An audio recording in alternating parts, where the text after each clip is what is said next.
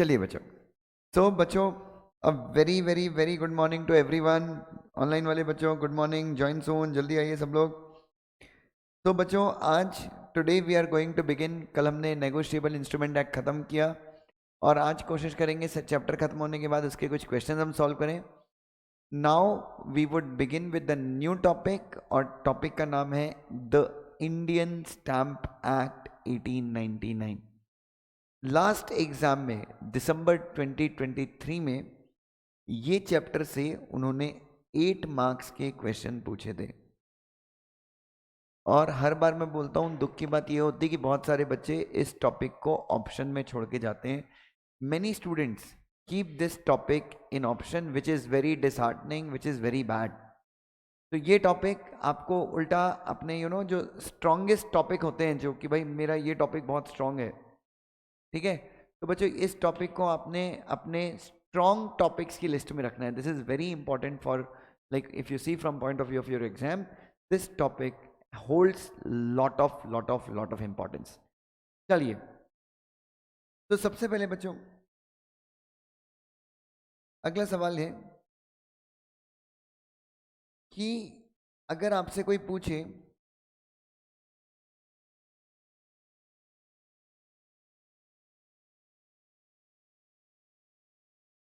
कि what is the meaning of stamp.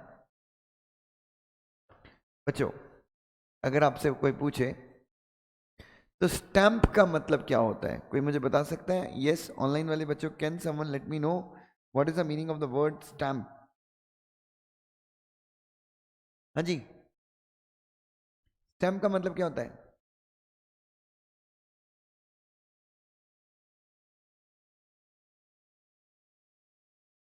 Stamp का मतलब क्या होता है?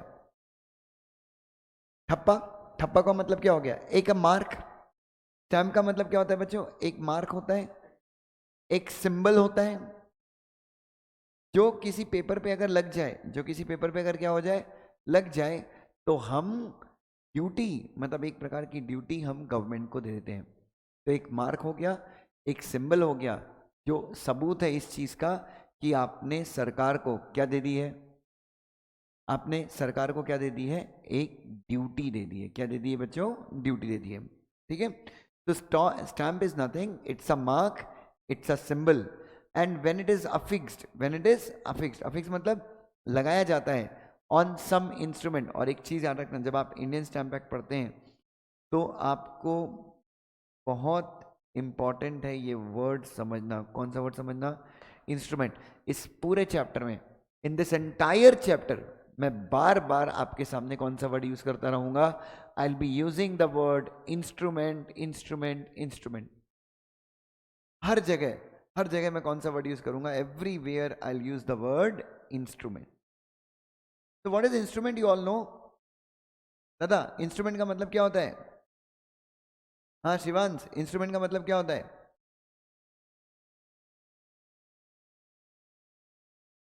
आवाज नहीं आ रही क्या ऑनलाइन वाले बच्चों की?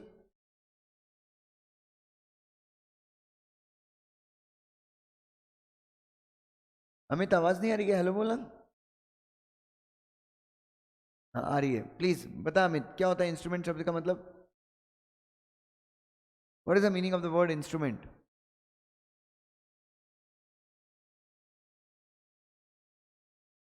इंस्ट्रूमेंट शब्द का मतलब होता है कागज का एक टुकड़ा, a document, a piece of paper which creates what? Yes, creates, assigns, limits, transfers, extinguish, क्या बच्चों? Rights and liabilities of the parties. Instrument. तो जैसे कॉन्ट्रैक्ट, आप कॉन्ट्रैक्ट में एंटर करते हैं, कॉन्ट्रैक्ट भी एक प्रकार का इंस्ट्रूमेंट है। लगभग हर एक डॉक्यूमेंट जो पार्टीज के ऊपर क्या क्रिएट करता है? ऑब्लिगेशन। जैसे आपने जब जब आपने डीजेसी में फीस पे करी तो हमने आपको एक रिसीट दिया, वो भी क्या है? एक इंस्ट्रूमेंट है। आपने दुकान से सामान खरीदा, दुकान वाले को आपने पे किया, दुकानदार ने आपको एक रसीद दी, वो भी क्या है? एक इंस्ट्रूमेंट है। इंस्ट्रूमेंट का मतलब आपने दुकानदार को पैसे दिए, मतलब दुकानदार का राइट है पैसे लेना, और ऑब्लिगेशन है सामान देना, ठीक है, तो वो भी क्या है बच्चों? एक इंस्ट्रूमेंट है। आप रेलवे के थ्रू कोई सामान भेजते हो, जैसे हमने सेल ऑफ गुड्स एक्ट में पढ़ा था, railway receipt, if you remember, आपने सेल ऑफ गुड्स एक्ट में क्या पढ़ा था? रेलवे रिसीट, देन आपने पढ़ा था बिल ऑफ लेडिंग, यस, ये सब चीजें क्या, डॉक वारंट, ये सब भी क्या है बच्चों? ये सब भी इंस्ट्रूमेंट है। रेलवे रिसीट मैंने आपको दी। रेलवे रिसीट मतलब एक ऐसा इंस्ट्रूमेंट, जिस इंस्ट्रूमेंट को आप रेलवे को दिखाओगे तो रेलवे वाले आपको क्या दे देंगे? आपके गुड्स दे देंगे। तो जिस इंसान के पास रेलवे रिसीट है, जिस इंसान के पास क्या है? रेलवे रिसीट है, उसको रेलवे से सामान लेने का क्या है? राइट है। जिस इंसान के पास क्या है? बिल ऑफ लेडिंग है। जिस इंसान के पास क्या है? Bill of lading. आपके गुड्स अगर पोर्ट में रखे हुए हैं, कहां पर रखे हुए हैं? If your goods are kept on the port, तो जिसके पास क्या है? जिसके पास बिल ऑफ लेडिंग है वो क्या कर सकता है? पोर्ट से सामान उठा सकता है। Are you getting my point? तो बच्चों ये हो गए डॉक्यूमेंट, ये हो गए इंस्ट्रूमेंट्स। क्या हो गए? इंस्ट्रूमेंट। शेयर सर्टिफिकेट क्या है? एक इंस्ट्रूमेंट है। पावर ऑफ अटर्नी क्या है? एक इंस्ट्रूमेंट जिसके थ्रू एक बंदा अपने बिहाफ पे काम करने की पावर किसको देता है? अपने एजेंट को देता है। What is that? Even that is an instrument. तो बच्चों, तो इंडियन स्टैम्प एक्ट जब मैं पढ़ूं, इंडियन स्टैम्प एक्ट जब मैं पढ़ूं तो क्या है बच्चों? क्या है? Indian stamp act is basically a law. अब बच्चों आप सबको पता है इंडियन स्टैम्प एक्ट किसने बनाया है? पार्लियामेंट ने। ठीक है, और ये जो लॉ पढ़ रहे हैं अपन, कब का लॉ है बच्चों? दिस लॉ इज ऑफ 1899 बच्चों, बहुत पहले का लॉ है। 1950, 26 जनवरी 1950। और किस्मत से देखिए आज 26 जनवरी 1950, आज 1950 आज 26 जनवरी है। तो बच्चों ये लॉ 1899 का है। आपको पता है जब कॉन्स्टिट्यूशन ऑफ इंडिया हमारे देश में आया, जब क्या आया हमारे देश में? कॉन्स्टिट्यूशन ऑफ इंडिया जब आया तो लिस्ट बनी। यूनियन लिस्ट वाले मैटर चले गए किसके पास? पार्लियामेंट के पास। स्टेट लिस्ट वाले मैटर आ गए किसके पास? स्टेट लेजिस्लेचर के पास। तो बच्चों स्टैंप, स्टैंप जो वर्ड है, स्टैंप लगाने का जो पावर है, स्टैंप इज अ बच्चों, स्टैंप लगाने का जो पावर है, स्टैंप जो है, व्हाट इज दैट? स्टैंप जो है बच्चों कॉन्स्टिट्यूशन आने के बाद कहां पे चला गया? स्टेट लिस्ट में चला गया। कहां पे चला गया? तो स्टैंप से रिलेटेड कानून कौन बना सकता है? State legislature. इसलिए बच्चों हमारे देश में, ठीक है, ये 1899 का लॉ जो है पार्लियामेंट ने बनाया था। जब इंडिया में ब्रिटिश लोगों का पार्लियामेंट होता था, ये पार्लियामेंट इंडिया का था बट वहाँ पे मेजॉरिटी ब्रिटिशर्स की थी, तो उसने ये लॉ बनाया। ठीक है, लेकिन जब हमारे देश में क्या आया? कॉन्स्टिट्यूशन आया, तो हर एक स्टेट ने क्या किया? हर एक स्टेट ने क्या किया? अपना खुद का स्टैम्प एक्ट बनाया। बच्चों की जितने भी स्टेट्स के द्वारा स्टैम्प एक्ट बनाए गए, सब स्टेट्स ने नॉर्मली इंडियन स्टैम्प एक्ट 1899 को ही क्या करा है? कॉपी करा है। तो हमारे सिलेबस में आईसीएसआई ने क्या किया? हमारे सिलेबस में आईसीएसआई ने ये एक्ट डाल दिया। क्यों डाल दिया? क्योंकि अगर आप ये एक्ट पढ़ लेंगे तो मोटा मोटी आपको क्या होगा? हर एक स्टेट का स्टैम्प एक्ट क्या होगा समझ में आएगा। और स्टैम्प एक्ट नॉर्मली हर स्टेट का क्या है? सेम है। सिर्फ अलग क्या है? सिर्फ अलग क्या है बच्चों? Exactly schedule 1। इस एक्ट के अंदर शेड्यूल 1 है। शेड्यूल 1 बेसिकली क्या करता है? बताता है कि कौन से इंस्ट्रूमेंट के ऊपर कितनी ड्यूटी पेबल है। शेड्यूल 1 क्या बताता है? रेट्स। शेड्यूल 1 बताता है रेट्स ऑफ स्टैम्प ड्यूटी। तो हर एक स्टेट में क्या है बच्चों? हर एक स्टेट में रेट ऑफ ड्यूटी जो है वो क्या है? अलग अलग है। हर एक स्टेट के अंदर क्या है बच्चों? स्टैम्प एक्ट जो ड्यूटी, रेट्स ऑफ ड्यूटी है वो अलग अलग। बाकी इंडियन से हालांकि जो बाकी जो स्टैम्प एक्ट है वो लगभग क्या है? अमूमन क्या है? हर स्टेट का एक जैसा है। नाउ अब बच्चों ये जो इंडियन स्टैम्प एक्ट है, या फिर आप किसी भी स्टेट का स्टैम्प लॉ बने, अच्छा मुझे बताइए, हम लोगों ने ऑलरेडी पढ़ा है,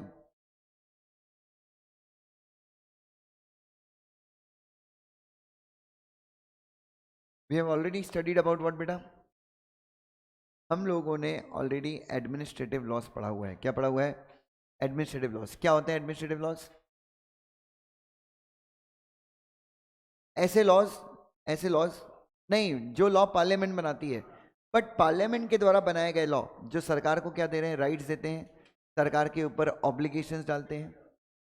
ठीक है, इन लॉस को अपन क्या बोलते हैं? गवर्नमेंट ऑफिसर से डील करते हैं, या फिर पार्लियामेंट सरकार को ही रूल्स बनाने की पावर दे, तो वो जो रूल्स भी सरकार बनाती है उन सबको हम क्या बोलते हैं? एडमिनिस्ट्रेटिव लॉज बोलते हैं। तो इंडियन स्टैंप एक्ट या किसी भी स्टेट का स्टैंप लॉ, किसी भी स्टेट का स्टैंप लॉ किसको ऊपर पावर देता है? स्टेट का स्टैंप लॉ किसको पावर देता है? स्टेट गवर्नमेंट को पावर देता है। किस चीज की पावर देता है? कि आप लेवी कर सकते हो। क्या कर सकते हो? लेवी कर सकते हो। लेवी कर सकते हो मतलब चार्ज कर सकते हो। क्या चार्ज कर सकते हो? आप स्टैंप ड्यूटी चार्ज कर सकते हो। बच्चों कहना ही से आप सबको पता है एडमिनिस्ट्रेटिव लॉज, जो भी लॉज सरकार को क्या करते हैं? पावर्स देते हैं, अनकंट्रोल्ड पावर्स देते हैं। उन लॉज को अपन क्या कर सकते हैं? सुप्रीम कोर्ट में चैलेंज कर सकते हैं on the ground of constitution. पता है आपको? नॉन एक्सरसाइज और ऐसे लॉ। और अगेन बच्चों, ये जो लॉज हैं, ये जो लॉज हैं वो बेसिकली स्टेट गवर्नमेंट को भी कहीं ना कहीं क्या देते हैं? पावर देते हैं कि स्टेट गवर्नमेंट भी क्या कर सकती है? रूल्स बनाकर क्या कर सकती है? स्टैंप ड्यूटीज में छेड़छाड़ कर सकती है। तो कहीं ना कहीं अगेन, तो क्या मैं ये बोल सकता हूँ इंडियन स्टैंप एक्ट 1899 या फिर स्टेट की जो स्टैंप लॉज हैं वो एडमिनिस्ट्रेटिव लॉज हैं? क्यों? क्योंकि they deal with the administration, they deal with the government, government को पावर मिलती है। ठीक है ना? तो basically what stamp act does, मैं आपसे पूछता हूँ क्या इंडिया का स्टैंप लॉ हो? मेरा सवाल ये है स्टैंप एक्ट क्या करता है? मैंने आपसे एक सवाल पूछा बच्चों, I have asked you a question कि स्टैंप एक्ट करता क्या है? What stamp act exactly does? जी बेटा,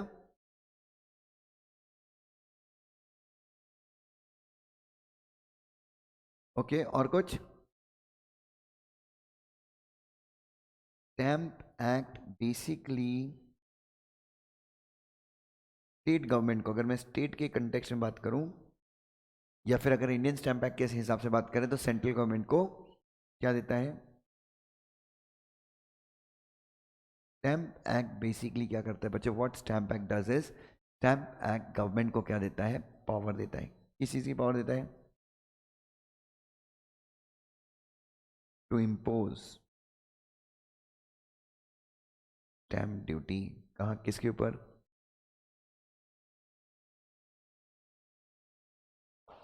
एग्जैक्टली तो बच्चों स्टैंप एक्ट एग्जैक्टली क्या करता है बच्चों?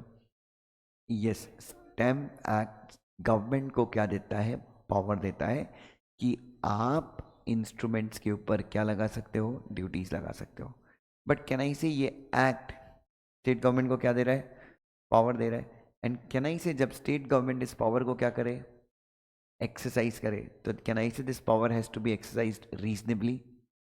नहीं तो ये लॉ भी क्या हो सकता है? सुप्रीम कोर्ट और हाई कोर्ट में क्या हो सकता है? ये लॉ चैलेंज हो सकता है। तो दिस पावर ऑफ लेविंग, ये जो गवर्नमेंट की पावर है, किस चीज़ की पावर है बच्चों? स्टैंप ड्यूटीज को अलग अलग इंस्ट्रूमेंट्स के ऊपर क्या करने की? लगाने की। क्या नहीं से गवर्नमेंट को ये पावर सोच समझ के यूज़ करनी चाहिए, अनकंट्रोल्ड वे में, इलीगल तरीके से, इरेलीवेंट मोटिव के लिए, इरेलीवेंट पर्पस के लिए गवर्नमेंट को क्या नहीं करना चाहिए? इस पावर को इम्पोज नहीं करना चाहिए। सो इंडियन स्टैंप एक्ट या फिर स्टेट के जो स्टैंप एक्ट होते हैं वहां पर क्या होता है बच्चों? स्केड्यूल 1 होता है। क्या होता है? स्केड्यूल 1। स्केड्यूल 1 में वो बताते हैं कि हम किस इंस्ट्रूमेंट के ऊपर कितनी ड्यूटी चार्ज करेंगे। बिफोर रीडिंग दिस चैप्टर, अच्छा तो मैंने क्या बता दिया? तो जो ड्यूटीज लगती हैं वो किसके ऊपर लगती हैं बच्चों? स्टैंप ड्यूटीज किसके ऊपर लगती हैं? इंस्ट्रूमेंट्स के ऊपर लगती हैं बच्चों। ठीक है ना? अब बच्चों इंडिया में जो ड्यूटीज पे करने का तरीका है वो हम कैसे पे करते हैं? एड वैलोरम, फिक्स्ड,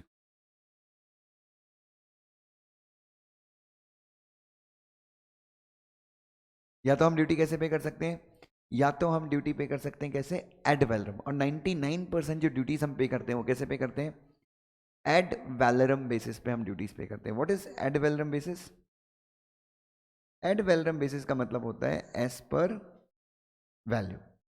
तो फॉर एग्जाम्पल जैसे 0.25% कर दी, क्या कर दी?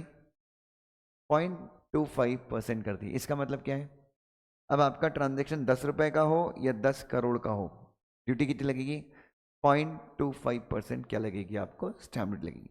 या फिर कैसे लग सकती है, फिक्स्ड अमाउंट पे स्टैम्प ड्यूटी लग सकती है। जैसे हम जब महाराष्ट्र में थे, जब मैं रिलायंस में आर्टिकलशिप कर रहा था, तो हमको शेयर ट्रांसफर करने थे। कौन से शेयर ट्रांसफर करने थे, फिजिकल शेयर्स। कौन से शेयर्स, जब like when I was working for Reliance, तो मैं बात कर रहा हूँ, I am talking about the year 2008, तो हमें कुछ फिजिकल शेयर्स ट्रांसफर करने थे। कौन से शेयर्स ट्रांसफर करने थे बच्चों, we were suppose to transfer some physical shares, ठीक है। तो जब हमें फिजिकल शेयर्स को ट्रांसफर करना था, when we are suppose to transfer physical shares, तो वो ट्रांसफर जब महाराष्ट्र में हो रहा था, तो महाराष्ट्र में शेयर ट्रांसफर के ऊपर उस समय स्टैम्प ड्यूटी लगती थी 5%। और रिलायंस रिटेल के शेयर ट्रांसफर हो रहे थे, किसके, जो आज तो बहुत बड़ी कंपनी है, उस समय तो समझ लीजिए मतलब बहुत नई कंपनी थी। तो रिलायंस रिटेल के शेयर ट्रांसफर करते, कुछ 6.5 करोड़ रुपए के शेयर ट्रांसफर करते, 5% ड्यूटी हो रही थी 30 लाख रुपए के आस, 30-35 लाख के आसपास। तो हमारे सर थे श्रीधर सर, उन्होंने बोला कि एक काम करो, इस ट्रांसफर को रजिस्टर करो। कहाँ पे, हैदराबाद में। कहाँ पे रजिस्टर करो, तो उन्होंने बोला कि ट्रांसफर डीड को कहाँ पे, जो शेयर ट्रांसफर डीड होती है उसको एग्जीक्यूट कहाँ पे कराओ, हैदराबाद में। क्यों, हैदराबाद में जो स्टैम्प ड्यूटी लगती थी वो लगती थी पर शेयर सर्टिफिकेट। क्या लगती थी, अब एक शेयर सर्टिफिकेट के अंदर अगर 1 करोड़ रुपए के भी क्या है, शेयर है, तो स्टैम्प ड्यूटी थी उस समय, अगर मैं गलत नहीं हूं तो स्टैम्प ड्यूटी उस समय थी 100 रुपए। तो जहां पे 30 लाख रुपए की ड्यूटी लगनी थी, हमारे श्रीधर सर ने क्या किया, कंपनी का वो काम 100 रुपए में करवा दिया बच्चों। हालांकि अब ऐसा नहीं है, उस समय ऐसा था, अब तो सारे लॉस क्या हो गए, हर एक गवर्नमेंट क्या हो गई है, बहुत समझदार हो गई है, चालाक हो गई है। बट स्टिल कई स्टेट गवर्नमेंट है जो, जैसे गुजरात में आपने सुना होगा ना, government, central government SEZ notify करती है, तो स्टेट गवर्नमेंट भी क्या करती है, SEZ को प्रमोट करने के लिए। किसको प्रमोट करने के लिए, अल्टीमेटली SEZ आपके स्टेट में आएगा तो फायदा तो भले ही वो सेंट्रल गवर्नमेंट लेके आ रही है, बट स्टेट में कंपनीज आएंगी तो फायदा तो स्टेट का भी है। तो स्टेट गवर्नमेंट, कई स्टेट गवर्नमेंट क्या कर देती है कि अगर किसी कंपनी का शेयर ट्रांसफर कहाँ पे होता है, SEZ के अंदर होता है। कहाँ पे होता है, तो हम स्टैम्प ड्यूटी के ऊपर क्या देंगे, रियायत देंगे, छूट देंगे। तो कई स्टेट गवर्नमेंट की ऐसी पॉलिसी रहती है। स्टार्टअप्स को अट्रैक्ट करने के लिए बहुत सारे स्टेट्स क्या कर रहे हैं बच्चों, बहुत सारे स्टेट्स स्टार्टअप्स को क्या करने के लिए, अट्रैक्ट करने के लिए क्या कर रहे हैं बच्चों, स्टैम्प ड्यूटीज में क्या दे रहे हैं, एग्जम्पशन दे रहे हैं, डिस्काउंट देते हैं, छूट देते हैं बच्चों। ठीक है ना, चलिए, तो दिस इज द टॉपिक। ये थोड़ा सा एक छोटा सा मेरे साइड से इंट्रोडक्शन था। एग्जाम के लिए मैंने 7 से 8 मार्क का इस टॉपिक को आप क्या दे दीजिए, from the point of view of exam you should give this topic a weightage of 7 to 8 marks. Yes, दिसंबर 2023 के पेपर में कितने मार्क का क्वेश्चन आया था, 7 से 8 मार्क का क्वेश्चन यहाँ से आया था। चलिए,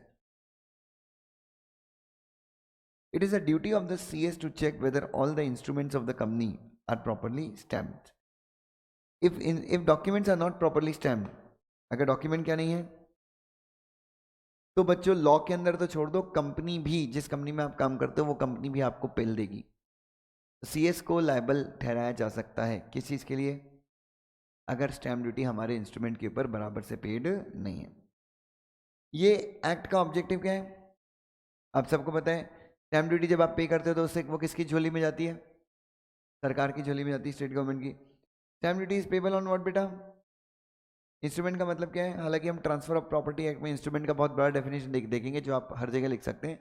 इंस्ट्रूमेंट का मतलब एक पीस ऑफ पेपर या फिर एक डॉक्यूमेंट जो क्या क्रिएट करता है, जो क्रिएट करता है, असाइन करता है, ट्रांसफर करता है, एक्सटिंग्विश करता है, लिमिट करता है क्या, rights and liabilities of the parties.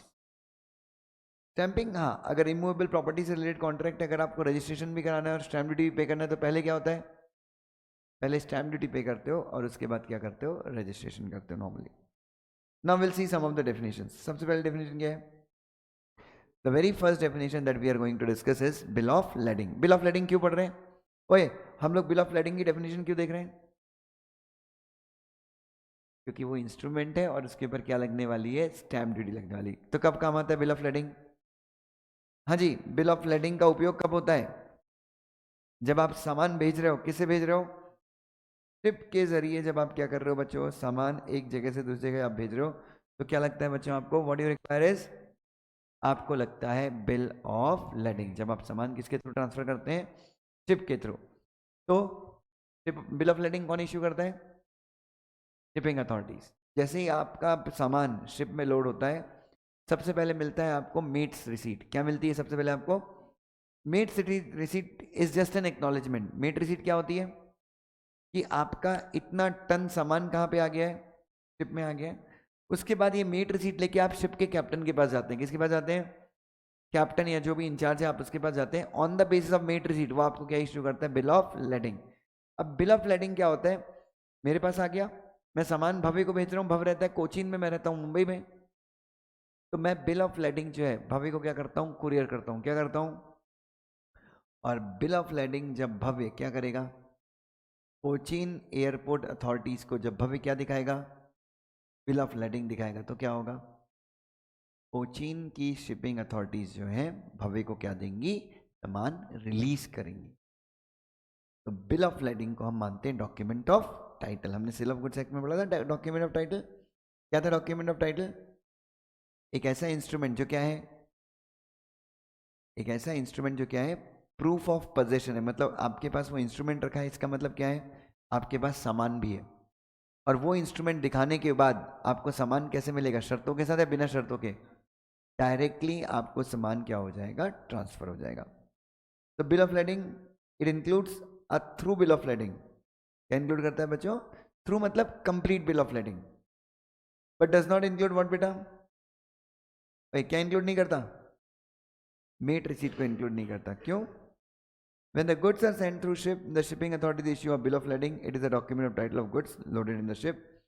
When the receiver of goods will produce bill of lading, then only shipping authorities क्या करती हैं बच्चों? Receiving and pay goods receipt करेंगे। और मेट रिसीट इज व्हाट बेटा? Mate receipt document of title नहीं है। Met receipt क्या है? सिर्फ एक एक्नॉलेजमेंट है। सिर्फ क्या है? एक एक्नॉलेज। किस चीज़ का एक्नॉलेजमेंट है? कि आपके गुड्स कहाँ पे चले गए हैं? शिपिंग अथॉरिटीज के पास चले गए हैं। What is conveyance? इमूवेबल या इमूवेबल प्रॉपर्टी को ट्रांसफर करने के लिए जो भी डॉक्यूमेंट एग्जीक्यूट होते हैं उसको अपन क्या बोलते हैं? कन्वेंस। बेसिकली मूवेबल प्रॉपर्टी को ट्रांसफर करने के लिए कोई डॉक्यूमेंट एग्जीक्यूट है। मूवेबल प्रॉपर्टी तो ओवरली ट्रांसफर कर सकते हो, लेकिन ट्रांसफर ऑफ प्रॉपर्टी एक्ट के हिसाब से, किसके हिसाब से? और रजिस्ट्रेशन ऑफ डॉक्यूमेंट एक्ट के हिसाब से इमूवेबल प्रॉपर्टी के से रिलेटेड जो भी ट्रांसफर होते हैं, मतलब इमूवेबल प्रॉपर्टी को बेचना, इमूवेबल प्रॉपर्टी को किराए पे देना, इमूवेबल प्रॉपर्टी को गिरवी रखना, इमूवेबल प्रॉपर्टी को एक्सचेंज करना। इमूवेबल प्रॉपर्टी को बच्चों अगर आप किसी भी तरीके से क्या करते हो? ट्रांसफर करते हो, उसके लिए क्या करना पड़ता है आपको? रिटर्न डॉक्यूमेंट्स बनाने पड़ते हैं। क्या बनाने पड़ते हैं? तो जो रिटर्न डॉक्यूमेंट बनते हैं किसके लिए? इमूवेबल प्रॉपर्टी को ट्रांसफर करने के लिए जो भी रिटर्न डॉक्यूमेंट्स एग्जीक्यूट होते हैं, what do we call them as? हम उनको क्या बोलते हैं बच्चों? हम उनको कन्वेंस बोलते हैं। क्या बोलते हैं बच्चों? देखो, तो it means an agreement relating to transfer of movable और इमूवेबल प्रॉपर्टी बिटवीन होम बच्चों? Two living person. इसके ऊपर एग्जाम में बहुत बार क्वेश्चन आया है। किसके ऊपर बच्चों? Difference between executed and execution. तो हाँ बेटा प्लीज बोलिए। स्टैम्प ड्यूटी कौन चार्ज करता है? कौन सी गवर्नमेंट? और कस्टम ड्यूटी कौन चार्ज करता है? Central government. कस्टम ड्यूटी किसके ऊपर होती है? इंस्ट्रूमेंट नहीं, हाँ सॉरी, स्टैम्प ड्यूटी किसके ऊपर होती है? इंस्ट्रूमेंट्स के ऊपर। कस्टम ड्यूटी किसके ऊपर लगती है? इंपोर्ट्स और एक्सपोर्ट्स के ऊपर। ठीक है, तो दोनों में डिफरेंस नहीं, कोई दोनों का दूर दूर तक कोई संबंध है ही नहीं। Is that clear? चलिए, anyway, so we'll talk about what beta? Executed versus execution. एक क्वेश्चन लिखना, distinguish between executed and execution, and this question has been asked in exam for 2 or 3 times.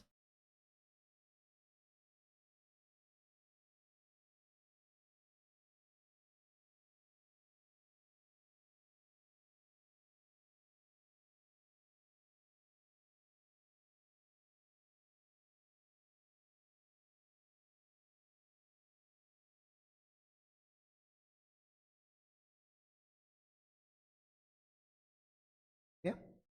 चलिए ध्यान देखिए बच्चों, एग्जीक्यूटेड का मतलब क्या होता है? साइंड। एग्जीक्यूटेड, अगर दो पार्टीज ने साइन करना, दोनों पार्टीज ने क्या कर दिया? साइन कर दिया। ना एग्जीक्यूशन का मतलब क्या होता है? देखिए एग्जीक्यूशन का अगर आप लिटरल कंस्ट्रक्शन देखें, सही मीनिंग देखें तो एग्जीक्यूशन का मतलब क्या होता है, it is under the process of signing, it is. But अगर आप एक्चुअल डेफिनेशन देखें जो यहां पे दिया हुआ है, executed means sign and execution means signature. Executed का मतलब क्या होता है, साइन, और एग्जीक्यूशन का मतलब होता है सिग्नेचर। अब फिर बताता है सिग्नेचर का मतलब क्या है, mark by an illiterate person. तो इलिटरेट पर्सन ने अगर अपना अंगूठा लगा दिया है तो अपन क्या मानते हैं, वो एग्जीक्यूटेड है या फिर एग्जीक्यूशन है, एग्जीक्यूशन है, ठीक है। Once an instrument is signed then only it become chargeable for what बेटा, पेमेंट ऑफ स्टैम्प ड्यूटी। एक बार इंस्ट्रूमेंट क्या हो गया, साइन हो गया, तभी वो क्या बनता है बच्चों, मतलब बेसिकली जैसे ही इंस्ट्रूमेंट साइन होता है स्टैम्प ड्यूटी ऑलरेडी पेड होनी चाहिए। मतलब साइन साइन होने के बाद अगर आपने स्टैम्प ड्यूटी पे की तो इट्स एन ऑफेंस।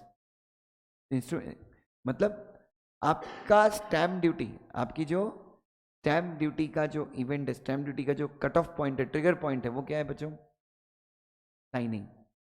तो at the time of signing और बिफोर साइनिंग आपको स्टैम्प ड्यूटी कब पे करनी होती है बच्चों, at the time of signing और before signing you have to, हाँ, बट साइनिंग आफ्टरवर्ड्स नहीं कर सकते। You can't make the payment of stamp duty afterwards. It is during the process of signing या फिर, हाँ, तो सिग्नेचर साइनिंग क्या है बच्चों, तो एक बार इंस्ट्रूमेंट क्या हो गया, साइन हो गया, ये देन ओनली, मतलब जो लाइबिलिटी है स्टैम्प ड्यूटी की, जो स्टैम्प ड्यूटी पे करने की क्या है, that depends upon what, execution and, मतलब वो signing is a big factor, signing is a big factor, एक बहुत बड़ा फैक्टर है जो डिसाइड करता है कि स्टैम्प ड्यूटी कब पेबल है। या तो आपको स्टैम्प ड्यूटी कब पे करनी होती है, साइन करने से पहले या फिर साइन करने के समय। अगर आपने साइन करने के बाद ड्यूटी दी तो क्या हो जाएगा, ऑफेंस हो जाएगा। तो एक मिनट, ये वाली लाइन कट करके अपन क्या लिख सकते हैं, तो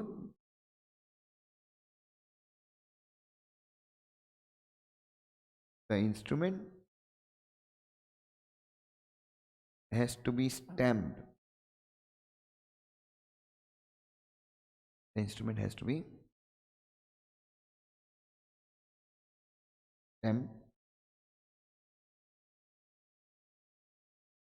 at the time of signing or before signing. Basically signing is an event, signing is an event जिसके ऊपर स्टैम्प ड्यूटी का पेमेंट क्या करता है, डिपेंड करता है। साइनिंग एक इवेंट है जिसके ऊपर स्टैम्प ड्यूटी का पेमेंट क्या करता है बच्चों, डिपेंड करता है, यस।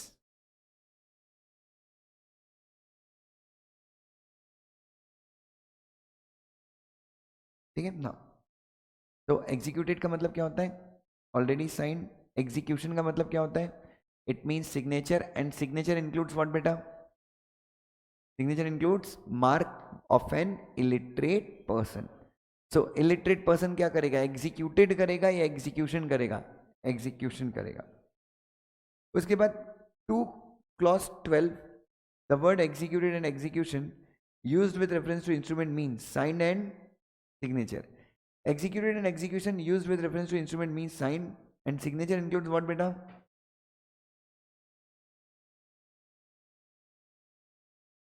चार्जिंग नहीं हो रही है,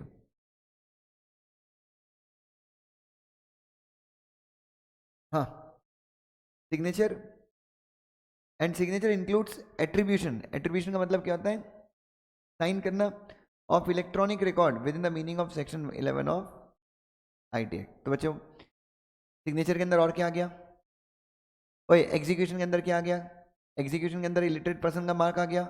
दूसरा एग्जीक्यूशन के अंदर क्या आ गया, एग्जीक्यूशन के अंदर क्या आ गया बच्चों, एंड इंक्लूड्स इलेक्ट्रॉनिक रिकॉर्ड्स को एट्रीब्यूट करना। एट्रीब्यूट करना मतलब इलेक्ट्रॉनिक रिकॉर्ड्स को डिजिटली क्या करना, साइन करना, as per the provision of what बेटा, information technology act.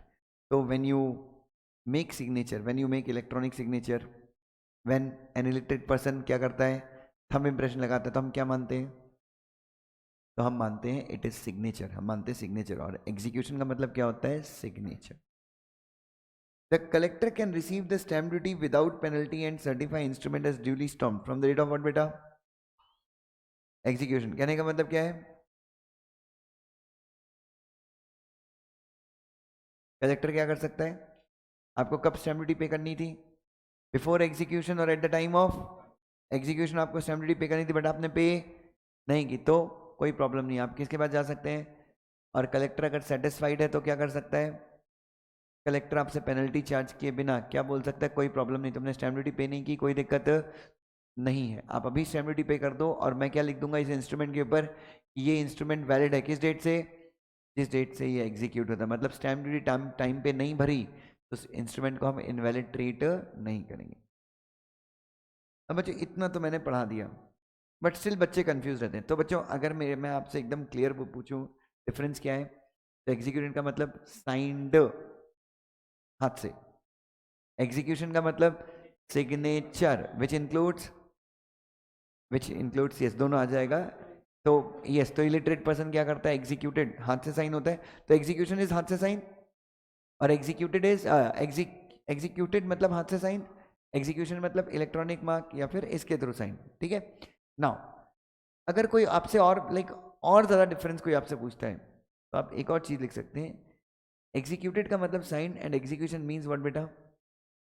Under the process of signing. तो ये एक और आप सिंपल वे में आप ऐसा भी लिख सकते हैं।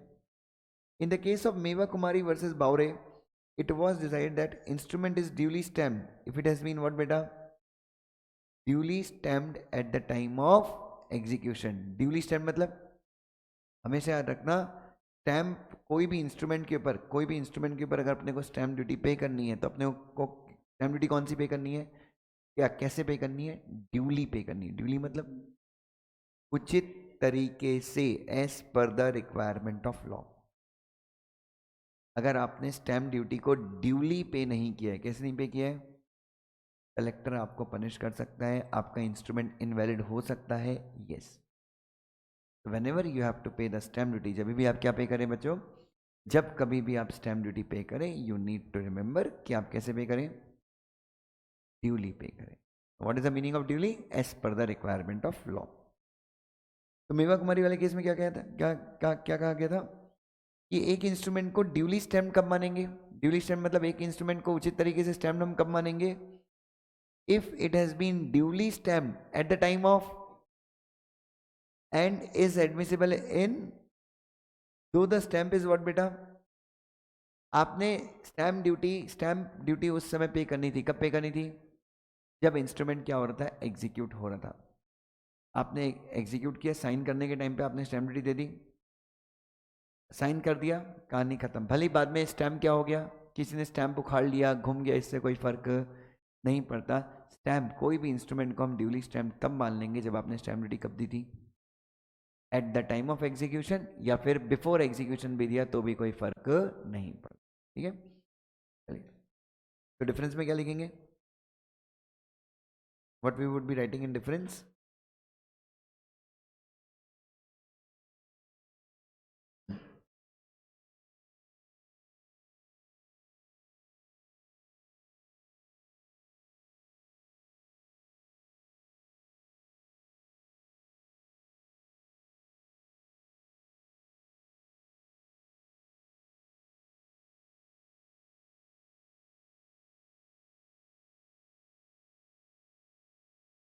It mean sign,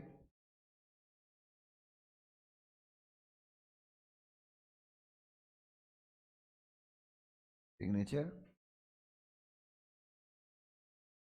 and signature includes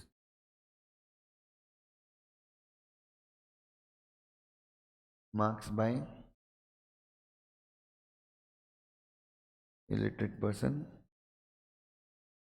or attribution of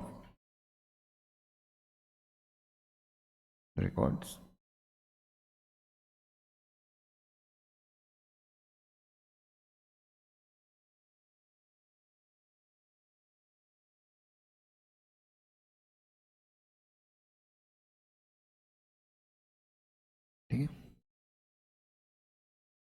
means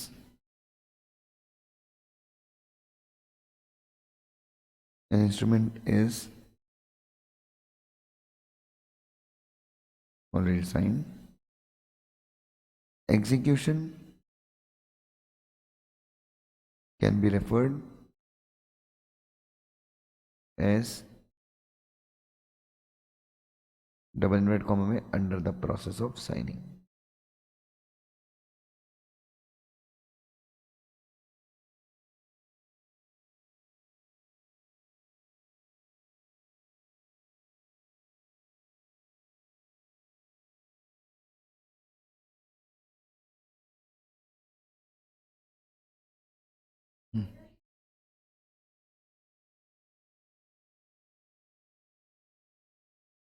जो आप आधार के थ्रू साइन करते हो, even that is digital signature. Yes.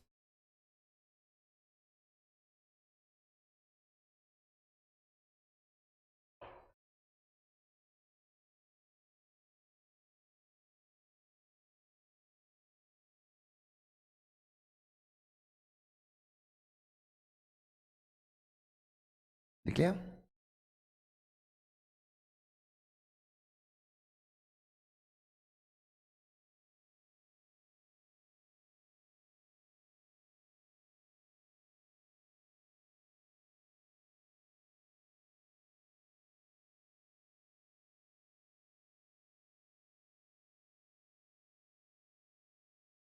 Includes marks by illiterate person.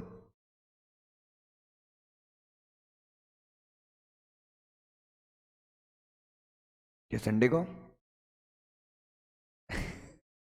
इस बार थोड़ा सा मुश्किल है.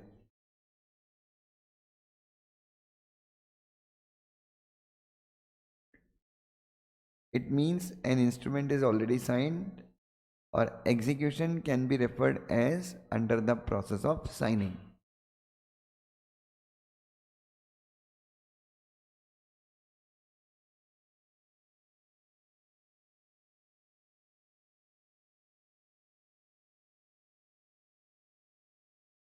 Done?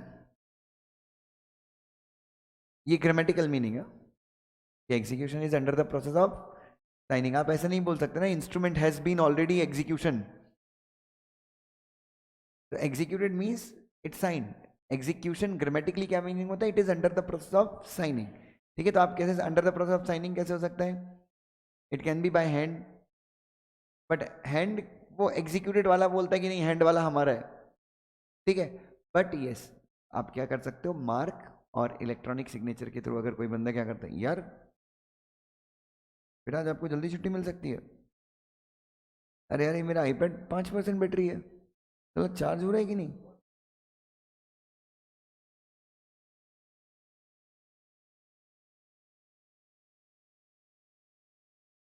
आईपैड ही बंद हो जाएगा तो मैं क्या करूंगा? भिखारी चार्ज ही नहीं है, 5% पे आ गया.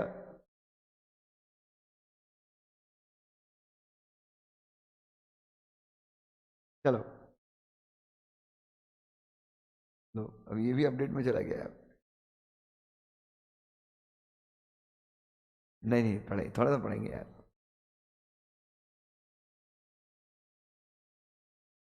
चलो नेक्स्ट देखो. नेक्स्ट डेफिनेशन देखो, बॉन्ड. नेक्स्ट क्या है बच्चों? अब मैं थोड़ी देर के लिए नोट्स बंद कर रहा हूँ, वो आईपैड 6% पे हो जाए उसके बाद चालू करूँगा. तो नेक्स्ट बॉन्ड, बूंद बूंद करके घड़ा बस भरता है. तो what is the meaning of bond?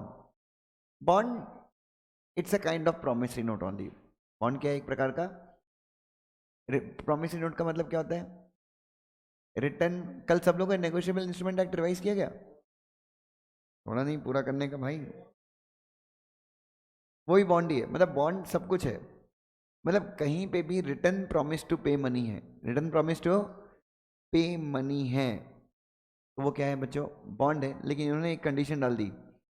It means a return promise to pay money with a condition that if specified act is perform then promise to pay money shall. Actually bond क्या होता है? Bond unconditional promise होता है पे करने का. कि जैसे मैंने आपसे, प्रीति से मैंने 10 लाख रुपए उधार लिए, तो मैं प्रीति को एक बॉन्ड बना के देता हूँ कि प्रीति मैंने आपसे 10 लाख रुपए लिए हैं और मैं ये पैसे आपको 6 महीने के बाद वापस करूंगा अनकंडीशनली. कैसे? लेकिन हमारा इंडियन स्टैम्प एक्ट क्या बोलता है? इट बॉन्ड का मतलब return promise to pay money on a condition, और इसमें एक शर्त है। क्या शर्त है?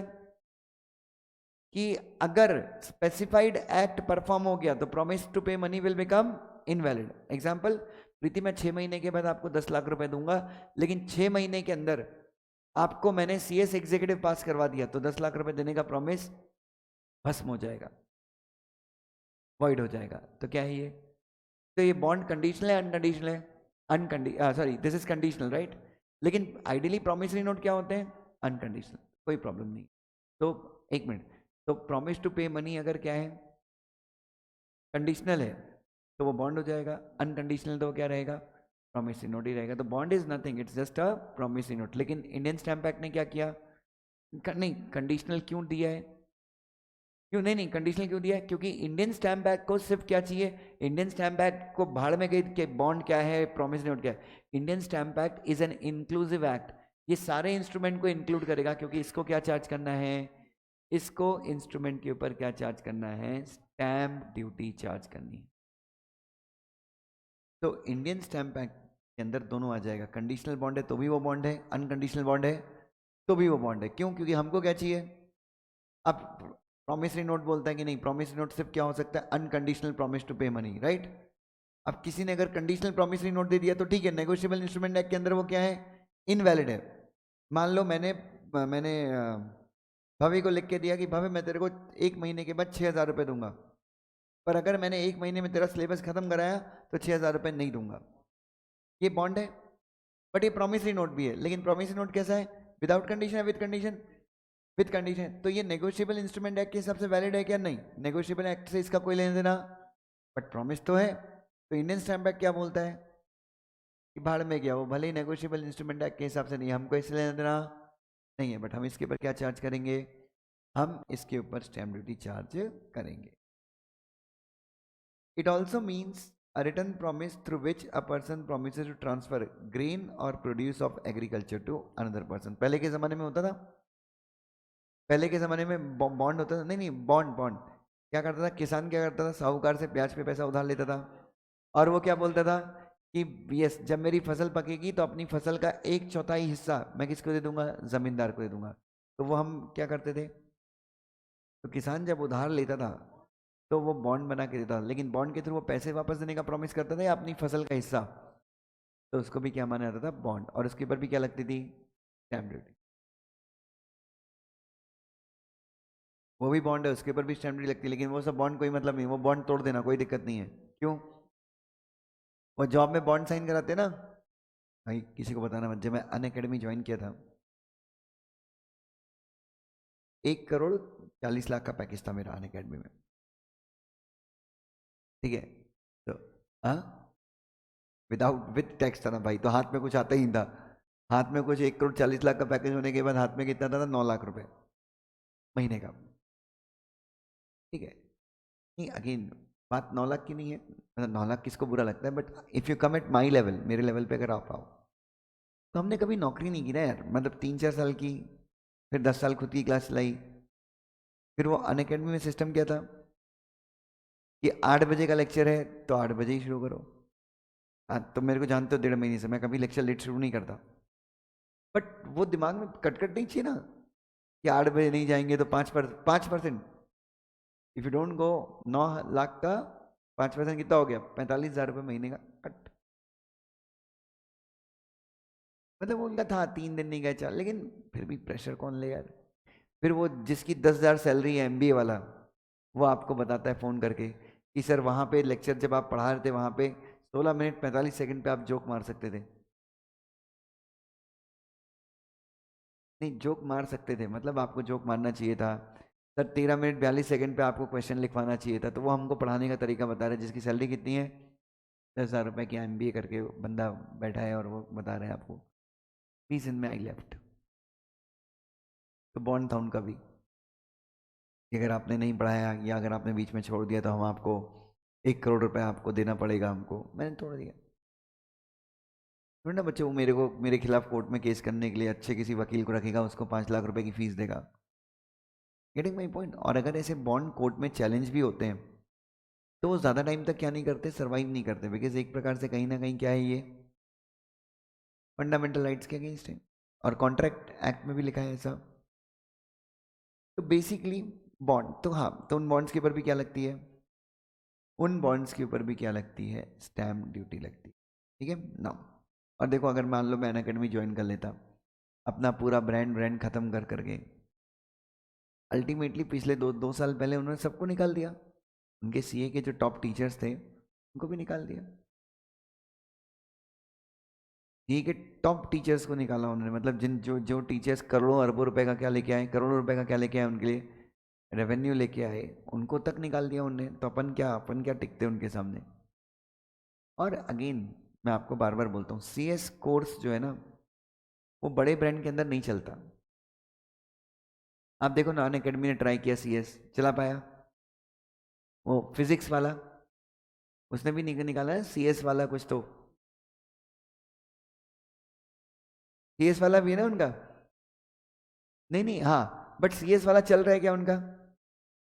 और नहीं चल सकता सीएस। क्यों नहीं चल सकता? बच्चों, सीएस के जो स्टूडेंट्स होते हैं ना, उनको टीचर नहीं चाहिए, उनको भाई चाहिए। यार मेरे को अगर कुछ पर्सनल प्रॉब्लम है, मैं अगर टीचर को रिप्लाई करूं, टीचर को मैसेज करूं, टीचर ने रिप्लाई करना चाहिए। और सीएस के स्टूडेंट का प्रॉब्लम क्या है कि बहुत सारे बच्चे हमको, साला सीएस के स्टूडेंट को डिमोटिवेट करने के लिए 50 लोग बैठे हैं कि यार वो सीएस करके जॉब नहीं लगता, कोई ये डिमोटिवेट कर देगा, कोई कि सीएस में पास ही नहीं होते, सीएस में 20 साल लग जाते हैं, अलग अलग तरीके से। तो you don't need, like you need a teacher, but teacher ज़्यादा तुमको क्या चाहिए कि जो तुमको क्या करता रहे, पुश करता रहे। और वो बहुत इंपॉर्टेंट है। और जब आप कॉर्पोरेट में जाते हो, जब आप ये कॉर्पोरेट में जाते हो या अनअकैडमी जैसी क्लासेस का आप सब्सक्रिप्शन लेते हो, तो वहाँ पे क्या है, वहाँ पे आपको ब्रांड मिलता है, क्या मिलता है, but you don't get the teacher, you don't get the big brother. और सीएस के स्टूडेंट को सपोर्ट करना क्या है, बहुत ज़रूरी। This is the thing that I have realise in 15 years of teaching. तो हमारा प्रयास, like since the day I am into teaching, मेरा प्रयास हमेशा ये रहा है कि भाई टीचर ठीक है, टीचर तो मैं हूँ ही, but again I should act as an elder brother of the student. ठीक है। और अभी तो मैं ऐसा जिम और डाइट कर रहा हूँ कि बहुत जल्दी तुम्हारा यंग ब्रदर दिखूंगा मैं। चलिए, हाँ जी। तो lease, what is lease? Lease का मतलब, लीज क्यों डिफाइन कर रहे हैं हम यहाँ पे? Yes, why are we defining lease here? बच्चों, हम लीज यहाँ पर इसलिए पढ़ रहे हैं क्योंकि लीज के ऊपर भी क्या लगती है, स्टैम्प ड्यूटी आपको लीज के ऊपर ही पे करनी होती है। Lease is the transfer of what बेटा? इमूवेबल प्रॉपर्टी का पोजेशन। इमूवेबल प्रॉपर्टी का पोजेशन किसी को ट्रांसफर करना। और क्या इंक्लूड करता है लीज के अंदर? आता है पट्टा। क्या आता है? व्हाट इज पट्टा? जो डिस्ट्रिक्ट कलेक्टर होता है, वो किसानों को ज़मीन क्या करता है, किराए पे देता है, और किसानों से बोलता है कि अपनी टोटल जो भी ज़मीन से पैदा होगा उसका एक सर्टेन परसेंट आपको किसको कर देना है, गवर्नमेंट को देना है। और किसान लोग सरकार की पूरी ज़मीन खा गए बच्चे पट्टे के चक्कर में। देखना ना, कई लोग के पास, कई किसानों के पास क्या है, पट्टा है, एकड़ में ज़मीन और पट्टा है उनके पास। क्या है? ओनरशिप नहीं है, बट क्या है, कुछ नहीं बच्चों। इंडिया में बहुत सिंपल है गवर्नमेंट का, क्या होता है, बीजेपी की सरकार है, बीजेपी की सरकार ने पट्टे दिए 5 साल के लिए। कितने साल के लिए? कांग्रेस ने इलेक्शन में क्या बोलेगी कि बीजेपी की सरकार ने जो पट्टे दिए थे हम उनको परमानेंट कर देंगे। माँ की आंख, खत्म। वो 10 एकड़ का जमीन है, एकदम हाईवे के ऊपर की सा खेत है, और उसका किराया कितना है साल का? 100 रुपए। और किसान उस पट्टे वाली जमीन को बेच भी सकता है। वो बेचेगा क्या? पट्टा बेचेगा, लीज बेच देगा। तुम हो जाओगे, ओनर बन जाओगे एज गुड एज। दूसरा क्या है? टोल्स। टोल्स मतलब ये जो रोड वगैरह पे टोल्स होते हैं, ये भी इमूवेबल प्रॉपर्टी है, टोल्स वगैरह। लास्ट क्या है? कबूलियत। ये मुस्लिम लॉ के अंदर, मुस्लिम लॉज के अंदर चलता है। क्या? कबूलियत। कबूलियत कुछ नहीं बच्चों, जब आप किसी प्रॉपर्टी को क्या करते हो, ऑक्यूपाई करते हो, तो जो मालिक रहता है वो टर्म्स एंड कंडीशन लिख के देता है, रात को 12 बजे के बाद तुम अंदर नहीं आ सकते, जो भी है। सिर्फ 4 गर्लफ्रेंड को एक टाइम पे नहीं ला सकते, गर्लफ्रेंड को अलग अलग टाइम पे लाना है। और तुमने उसके नीचे साइन करके क्या लिख दिया? कबूल है। क्या लिख दिया? तो क्या हो गया बच्चों, इसको भी हम क्या मानते हैं? लीज। तो पट्टा, टोल, कबूलियत, ये भी क्या है बच्चों? ये भी। तो ये तीनों टाइप के इंस्ट्रूमेंट भी अगर आप क्या करोगे, ये तीनों टाइप के इंस्ट्रूमेंट भी अगर आप क्या करोगे, क्रिएट करोगे, तो क्या होगा बच्चों? तो भी आपको स्टैम्प ड्यूटी पे करना पड़ेगा। नाउ रिसीट, इसके ऊपर एग्जाम में क्वेश्चन आ चुके हैं, इंपॉर्टेंट मार्क करना। तो what exactly is a receipt? बच्चों रिसीट क्या होता है?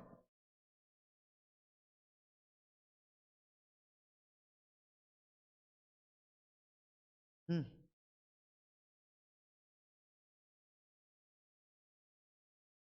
हम्म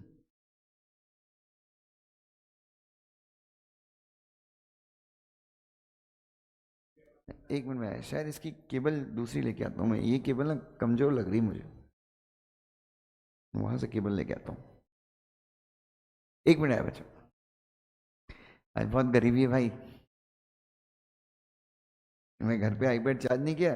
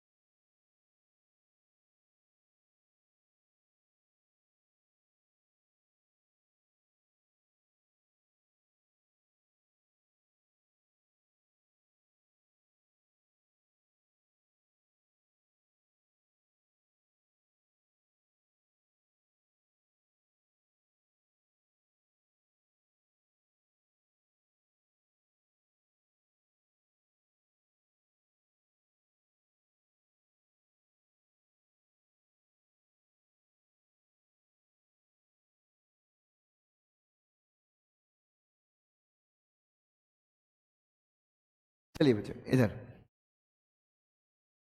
हाँ जी,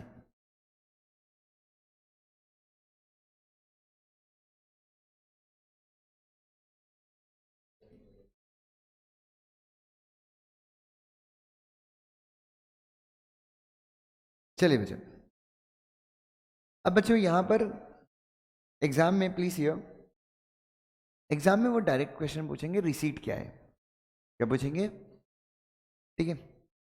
और इंडियन स्टैम्प एक्ट के अंदर रिसीट का रेलिवेंस क्या है, what is the relevance of receipt.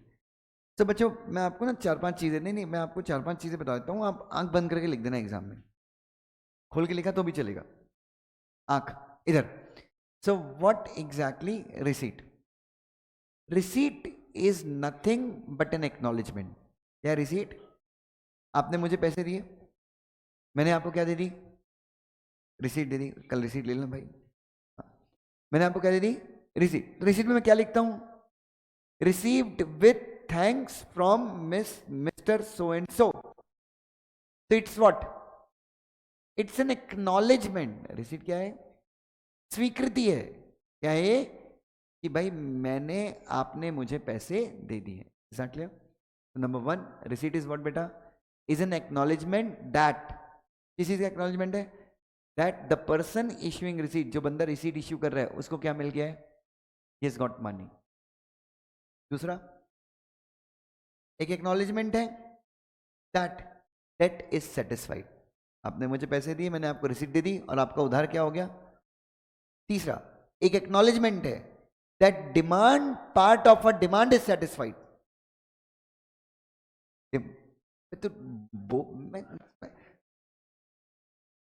तो अच्छा एक बात बता, मैं तेरे को बिना समझे जाने दूंगा क्या यहां से? Would I let you go? पकड़ के वापस खींच के बिठाऊंगा और समझा के बेचूंगा? Let me complete first. So it's an instrument that acknowledges, it's an instrument that acknowledges what? Demand, part of a demand is satisfied. Understand the words, demand part of a demand is satisfied. मैंने इससे बोला था 20,000 रुपये देना मेरे को, तो मेरा डिमांड कितना था? इसने मुझे दिए 10, तो मैंने रिसीट दे दिया कितने का? 10 का। तो क्या सेटिस्फाई किया इसने? क्या मेरा पूरा डिमांड सेटिस्फाई किया, या ही just satisfied the part of the demand? Is that clear? Next, इससे मैंने 20,000 मांगे थे, इसने मुझे नहीं दी, मैंने इसका मोबाइल फोन रखा, देख रहा अपना मोबाइल फोन, ठीक है। क्या रख लिया बच्चों? अब बचपन में ऐसे ही होता था बच्चों, स्कूल में तुम किसी स्कूल के दोस्त से उधार ले लो और वापस नहीं करो, तो स्कूल का दोस्त क्या करता था, आई डोंट नो, तुम लोग तो महंगी स्कूल में पढ़े होगे तो पता नहीं, हम तो सरस्वती शिशु विद्या मंदिर में पढ़ा हूँ मैं, हिंदी मीडियम स्कूल, वो आरएसएस का स्कूल होता है ना, वहाँ पढ़ा हूँ बच्चों में। 8वीं तक का मेरा एजुकेशन वहीं था ना, वहाँ एक से एक हरामी दोस्त लोग थे मेरा, और सब वो एकदम लोअर मिडिल क्लास फैमिली के बच्चे आते थे, वो आके बताते थे, अरे मेरे पापा ने मेरी मम्मी की ऐसी पिटाई की ना, मजा आ गया देख के। मैंने हरामी। अब बोले यार मम्मी बहुत मारती मेरे को, पापा ने मम्मी की पिटाई कर दी, तो देवर लाइक मतलब वहाँ पे जो मेरे फ्रेंड्स थे उनके घर पे यही लफड़े चलते रहते थे। कोई अपने पापा को नाम से बुलाता था, अरे यार वो रवि बहुत परेशान करते हैं, मतलब रवि कौन है, बोले मेरा बाप। नहीं अच्छे लोग भी थे, चलो ऐसे सरस्वती शिशु विद्या मंदिर के लोग IAS IPS बनते, बट मैं जिस स्कूल में था बच्चों, वहां पे कुछ अलग ही लफड़े होते थे बच्चों, ठीक है ना। तो आपने किसी से उधार ले लिया, 2 रुपये ले लिया, और आपने क्या नहीं किया उसका पैसा, तो डायरेक्टली क्या करता था, आपका पेन पेंसिल बैग, एक लड़के ने तो मेरा बैग ही रख लिया था, 5 रुपये लिया था मैंने उससे। वो सामने ब्रेक होता था, जब लंच ब्रेक होता था, तो मार्च अप्रैल में, क्योंकि वहाँ पे ना एग्जाम थोड़े से लेट होते हैं सरस्वती विद्या मंदिर में, मार्च में नहीं होते, शायद अप्रैल में होते थे, तो मार्च में हमारा स्कूल होता था, तो मार्च में हम सबको बढ़िया स्कूल के सामने क्या आता था, बर्फ का गोला। क्या दिन थे बचपन के यार, जो खाना है खा लो without bothering about the fat calories. अभी तो माँ की आंख, जो भी खाओ पहले क्या चेक करो, कैलोरीज चेक करो, कितनी कैलोरी है, क्या मेरे कैलोरी उसमें बैठता है, बहुत सोच समझ के। नॉट एट योर एज, आपकी तो एज है बच्चों, अभी नहीं खाया तो कब खाओगे, but at my age you have to calculate everything, and you must, मेरी एज में आने के बाद आपको कैलकुलेट करना भी चाहिए बच्चों। अगर आप नहीं कर रहे हो तो कल 32 साल की एज में एक बंदा हार्ट अटैक से मर गया, पता है ना आपको। मैं बोलता हूँ इंदौर इज द सिटी जहाँ पे हार्ट अटैक कभी भी आता है। एक बंदा बस ला रहा है, बस ला, पढ़ा वो न्यूज, बस लाते जाते हार्ट अटैक आ गया बच्चों। एक बंदा बाइक ला रहा है, बाइक लाते हार्ट अटैक।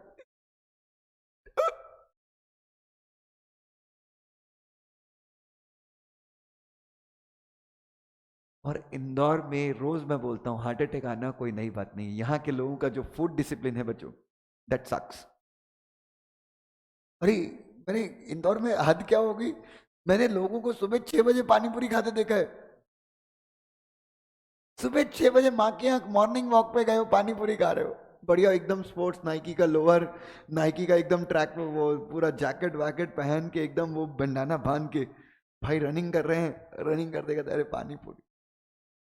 6 बजे कौन खाता, और दुकान वाला भी हरामी साला, मतलब पक्का वो जो दुकान वाला होगा ना उसका बाप सिंधी होगा और माँ जैन होगी, दोनों की शादी होके ऐसा बेशकीमती प्रोडक्ट निकला होगा बच्चों।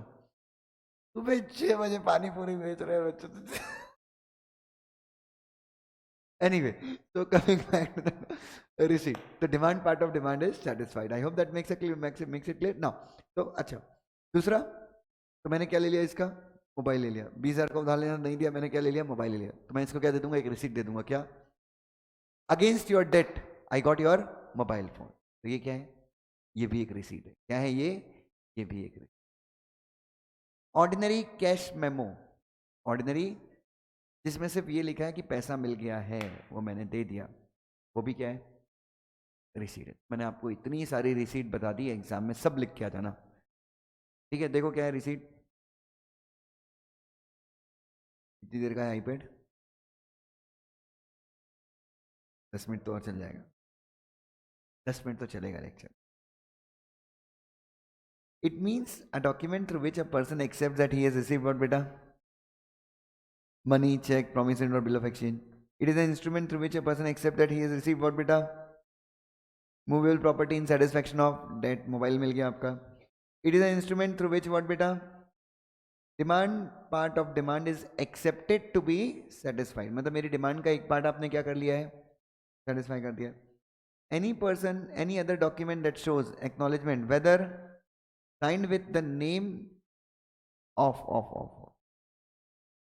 ये हैंड रिटन नोट्स है ना बच्चों, तो थोड़ा सा हो जाता है गलती।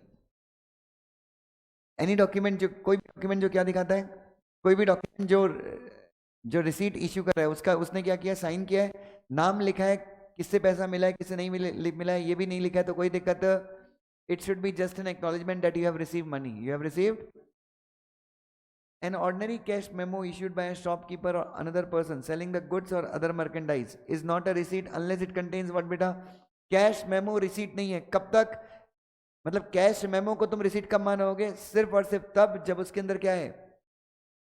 जब उसके अंदर एक एक्नॉलेजमेंट है कि पैसा मिल गया है. A letter acknowledging receipt of money or check is a receipt. A document merely saying that what beta? Mere example. A document merely का मतलब only. only merely का मतलब only. एक डॉक्यूमेंट में सिर्फ ये लिखा है. तुमने वो एक चलो एक डॉक्यूमेंट में सिर्फ ये लिखा है कि क्या? सिग्नेटरी मतलब जो रिसीट को क्या कर रहा है? सिग्नेटरी जो रिसीट को क्या कर रहा है? एक डॉक्यूमेंट में सिर्फ इतना लिखा है कि जो रिसीट को क्या कर रहा है? साइन कर रहा है. उसको क्या मिला है? 500 रुपये मिला है. क्या उसको भी रिसीट मानोगे? हाँ. अरे हाँ है ना. Under section 30 of the act any person receiving any money exceeding कितना इन अमाउंट और any bill of exchange cheque और promissory note for amount exceeding कितना 20 रिसीट और receiving in satisfaction of debt any movable property exceeding shall on demand. क्या है बच्चों?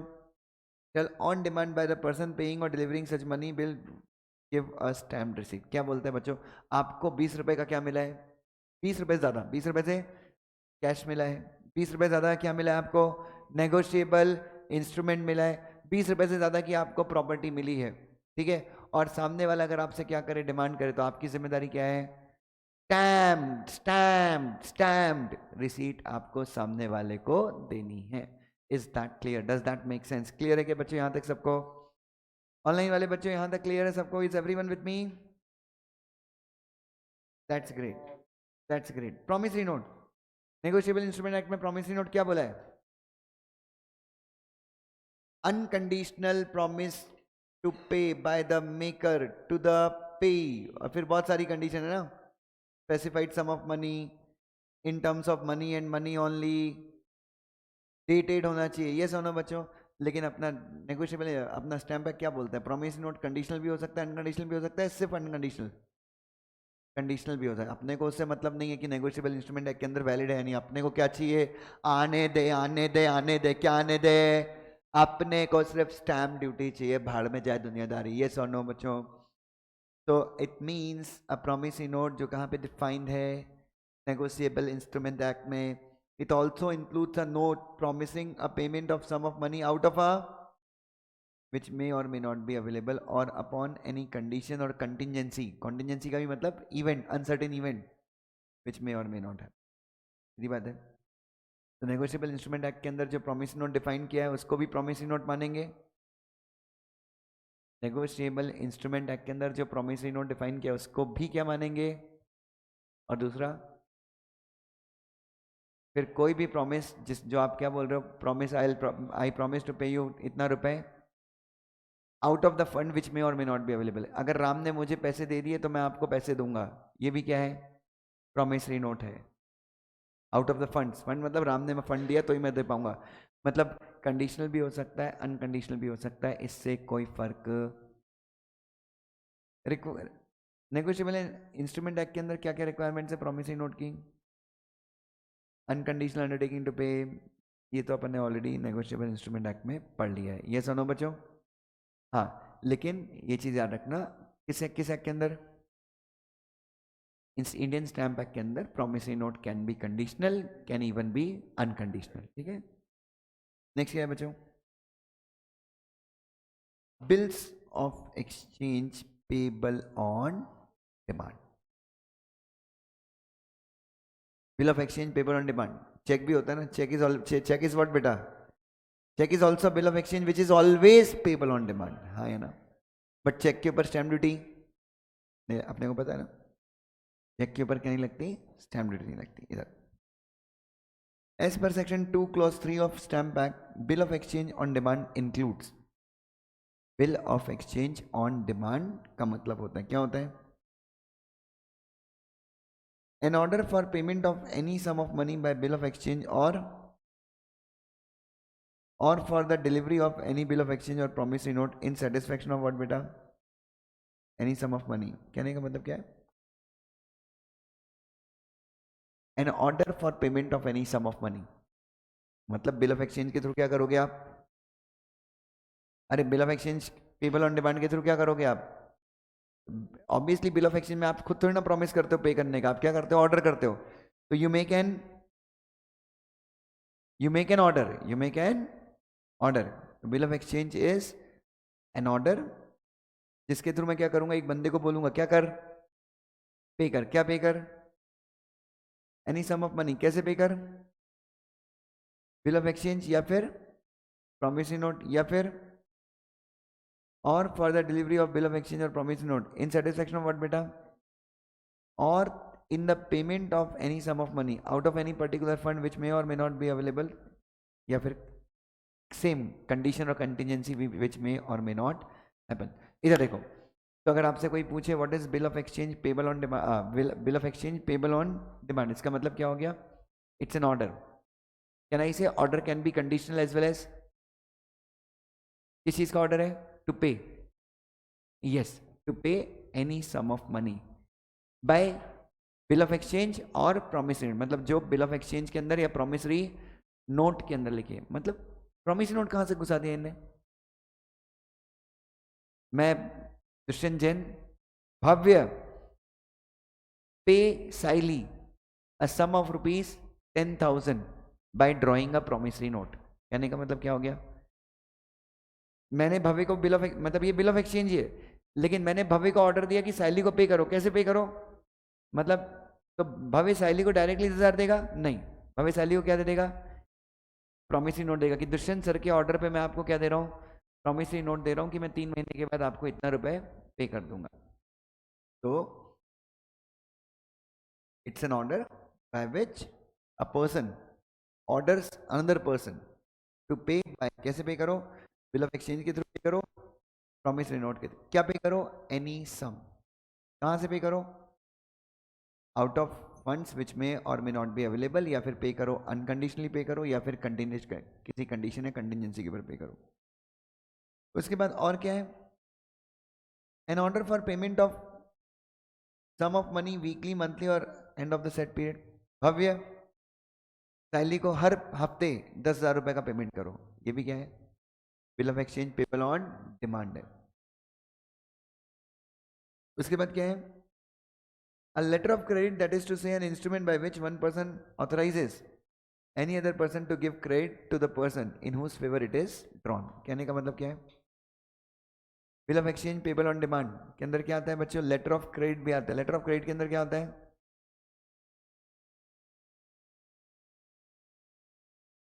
Letter of credit का मतलब साइली से मैंने ऑलरेडी 20,000 रुपये ले लिए। लेटर ऑफ क्रेडिट इज साइली से मैंने ऑलरेडी क्या ले लिया है? अब इसको मुझे इसको 20,000 देना है, तो मैंने क्या किया? भव्य को क्या दे, साइली को एक लेटर ऑफ क्रेडिट दे दिया। क्या दे दिया? LOC दे दिया, और ऐसा बोल दिया कि साइली इस लेटर ऑफ क्रेडिट का अमाउंट है 20,000 रुपये, that you can take from भव्य।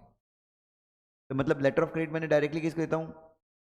पेई को देता हूँ। किसको देता हूँ? और पेई को बोलता हूँ तुम क्या करो? ड्रॉई से क्या कर लो? पैसे ले लो, ठीक है। It may be noted that bill of exchange payable on demand includes even what बेटा? Letter of credit. Thus, the definition in the Stamp Act includes many instruments which cannot be called as what बेटा? Yes or no बच्चों? तो ये चीज आपको ध्यान में रखना है। जो अपनी डेफिनेशन है किसकी? Bills of exchange promissory note की जो डेफिनेशन है कहाँ पे? इंडियन स्टैम्प एक्ट में। वो ऐसे बिल्स को भी इंक्लूड करती है, वो ऐसे प्रॉमिसरी नोट को भी इंक्लूड करती है जो नेगोशिएबल इंस्ट्रूमेंट एक्ट के अंदर बिल या प्रॉमिसरी नोट कहला नहीं सकते। इंस्ट्रूमेंट क्या है बच्चों? मैंने बताया था, एक पीस ऑफ पेपर है जो क्या होता है? राइटिंग में होता है, और क्या होता है? Which creates, transfer, assigns, limits और एक्सटिंग्विश व्हाट बेटा? Rights and liabilities. करेक्ट है। मैंने एक पेपर पे क्या लिख दिया? एक मिनट, एक सिंपल सा एग्जांपल। आई प्रॉमिस टू पे Shivam 10,000 rupees on 5th of January। क्या है? क्या ये इंस्ट्रूमेंट है? ये शिवम को राइट मिल गया पैसे कलेक्ट करने का, मेरे ऊपर क्या आ गया? ऑब्लिगेशन। उसका राइट क्रिएट हो रहा है, मेरे ऊपर ऑब्लिगेशन क्रिएट हो रहा है। तो क्या ये इंस्ट्रूमेंट है? मैं भव्य को अपना पुणे में स्थित फ्लैट बेचूंगा, क्या है ये? 25 तारीख को। क्या है? इंस्ट्रूमेंट है, मेरे ऊपर ऑब्लिगेशन है फ्लैट बेचने का, उसके पास राइट है फ्लैट खरीदने का, 1 लाख में बेचूंगा, मेरे पास राइट है उससे 1 लाख रुपए लेने का, उसके ऊपर ऑब्लिगेशन है 1 लाख रुपए देने का। Getting my point? तो कोई भी पीस ऑफ पेपर जो क्या क्रिएट, अगर मैंने आपको अपना घर किराए पे दे दिया, मैंने साइली को अपना एक घर किराए पे दे दिया 12 महीने के लिए, तो मेरा राइट मेरे घर में क्या हो गया, लिमिट हो गया, क्या हो गया, रेस्ट्रिक्टेड हो गया, मैं अपने घर, उसका राइट क्रिएट हो गया। तो कोई भी इंस्ट्रूमेंट, कोई भी पीस ऑफ पेपर जो क्या क्रिएट करता है, राइट्स ऑब्लिगेशन क्रिएट करता है, लिमिट करता है, असाइन करता है, ट्रांसफर करता है, उसको अपन क्या बोलते हैं, इंस्ट्रूमेंट। और इंस्ट्रूमेंट पढ़ना इसलिए क्रूशियल है क्योंकि इंस्ट्रूमेंट के ऊपर ही क्या लगती है बच्चों, स्टैम्प ड्यूटी लगती है। Is that clear? हमने सिर्फ एक ड्राफ्ट करके रख दिया, लीज डीड का ड्राफ्ट है, ना आपने साइन किया ना मैंने साइन किया, क्या ये इंस्ट्रूमेंट है? Written and sign, written and, एक अनसाइन ड्राफ्ट क्या नहीं है बच्चों, एक अनसाइन ड्राफ्ट जो है वो इंस्ट्रूमेंट नहीं है। An entry in the register in which condition of hiring of machinery is contained is an instrument. A receipt is an instrument. In case of Kalam Capital Builders versus Estate, it was decided that what beta? It was decided that photocopy of an agreement is not an instrument. ठीक है? जिस और एक example देता हूँ, ठीक, एक हम रजिस्टर मेंटेन करते हैं, ये कुछ एग्जांपल्स हैं, हम एक रजिस्टर मेंटेन करते हैं। बेसिकली मेरी दुकान है जहाँ पे हम आपको लैपटॉप किराए पे देते हैं, मेरी एक दुकान है जहाँ पे हम क्या करते हैं, लैपटॉप किराए पे देते हैं, मशीन्स किराए पे देते हैं। तो मैं क्या करता हूँ, तो फॉर एग्जांपल साइली लैपटॉप किराए पे लेने आई या मशीन किराए पे लेने आई, हैवी मशीनरी, तो उस रजिस्टर में मैंने किसका नाम लिख दिया, साइली का नाम लिख दिया, किराए पे लेने आई है, 4 दिन के लिए किराए पे ले रही है, और शर्तें लिख दी। क्या शर्तें लिख दी? मशीन जिस हालत में लेके गए उस हालत में लौटाना है, तोड़ा फोड़ी नहीं करना है। और साइली ने उसके ऊपर क्या कर दिया, मैंने एंट्री मारी और साइली ने उसके ऊपर क्या कर दिया, साइन कर दिया। तो जिस रजिस्टर में मशीन को किराए पे देने की शर्त लिखी हुई है, जिस रजिस्टर में क्या लिखी होती है, मशीन को किराए पे देने की क्या लिखी हुई है, अगर उस रजिस्टर में मैंने क्या मारी, एंट्री मारी, क्या मारी, और आपने उसको क्या कर दिया, एक्नॉलेज कर दिया, क्या उसको भी अग्रीमेंट माना जाएगा, क्या उसको भी इंस्ट्रूमेंट माना जाएगा? यस। Is that clear? अच्छा, अग्रीमेंट की जेरोक्स कॉपी इंस्ट्रूमेंट नहीं है, स्टैम्प ड्यूटी किसके ऊपर लगती है, ओरिजिनल कॉपी के ऊपर, जेरोक्स के ऊपर, original. When an instrument is properly stamped, it is called as what बेटा, याद रखना, duly stamped is very important term। जब एक इंस्ट्रूमेंट को क्या लगता है बच्चों, जब एक इंस्ट्रूमेंट के ऊपर क्या है, प्रॉपर स्टैम्प ड्यूटी पेड होती है, तो हम क्या बोलते हैं, दैट इंस्ट्रूमेंट इज व्हाट बेटा, duly stamp. Is that clear? चलिए बच्चों, now settlement, what is the meaning of settlement, अगला डिस्कशन जी। सेटलमेंट का मतलब क्या होता है? सेटलमेंट का मतलब होता है झगड़े को क्या करना, झगड़े को सुलटाना। चलिए बच्चों देखो, मरने के बाद एक आदमी अपनी प्रॉपर्टी क्या करता है, अपने बच्चों को सेटल करके जाता है कि मेरी ये प्रॉपर्टी इसकी, तो ये टेस्टामेंट्री सेटलमेंट होता है। कौन सा सेटलमेंट है? टेस्टामेंट्री का मतलब एक प्रॉपर्टी का ट्रांसफर जो कब इफेक्टिव होता है, डेथ के बाद। टेस्टामेंट्री ट्रांसफर का मतलब क्या होता है, टेस्टामेंट्री ट्रांसफर का मतलब प्रॉपर्टी का ट्रांसफर जो इफेक्टिव कब से होता है, डेथ के बाद। अब बच्चों मुझे पता चल गया कि अब मैं ज़्यादा दिन का मेहमान नहीं हूँ, मैं तो 100 साल जीने वाला हूँ, please starting from today. But किसी इंसान को पता चल गया कि वो ज़्यादा दिन तक क्या नहीं करने वाला, he is not going to live longer, he is come to know. और उसको पता है कि उसकी जो औलादें हैं वो 1 नंबर की हरामी औलादें हैं, क्योंकि बाप के ऊपर ही गई हैं। तो उसने क्या किया, अपने सारे बच्चों को बुलाया और बोलता है कि मैं चाहता हूँ कि मेरे जीते जी हम क्या कर लें, सेटलमेंट कर लें। तो ये सेटलमेंट कौन सा होगा, टेस्टामेंट्री या नॉन टेस्टामेंट्री? नॉन टेस्टामेंट्री, जो जीते जी हो 2 living person, non testamentary settlement. अब नॉन टेस्टामेंट्री सेटलमेंट करना है, कौन सेटलमेंट करना है, we have to make a non testamentary settlement. कर ले? ओके। तो उसके लिए क्या बनाया हमने, प्रॉपर अग्रीमेंट बनाया। और प्रॉपरली हमने क्या कर दिया, प्रॉपर्टीज का बंटवारा कर दिया। मेरा सवाल ये है कि क्या ये इंस्ट्रूमेंट है या नहीं है? ऑब्वियसली है, क्योंकि सेटलमेंट की जो टर्म है हर एक पार्टी के ऊपर एप्लीकेबल होगी।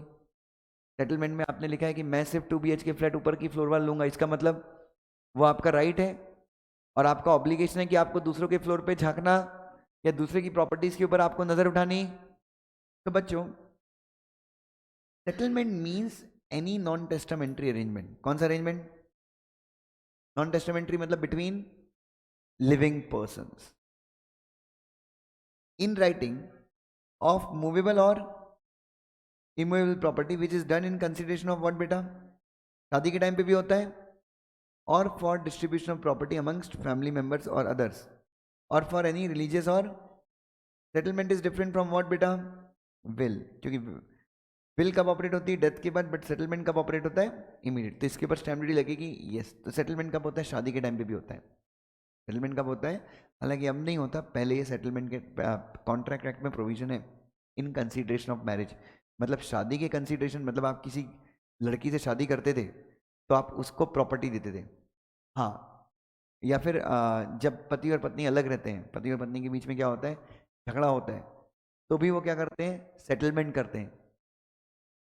Not alimony, but there are provisions with regard to settlement. Hindu marriage act में भी है कि आप क्या करते हैं, पति पत्नी क्या रहते हैं?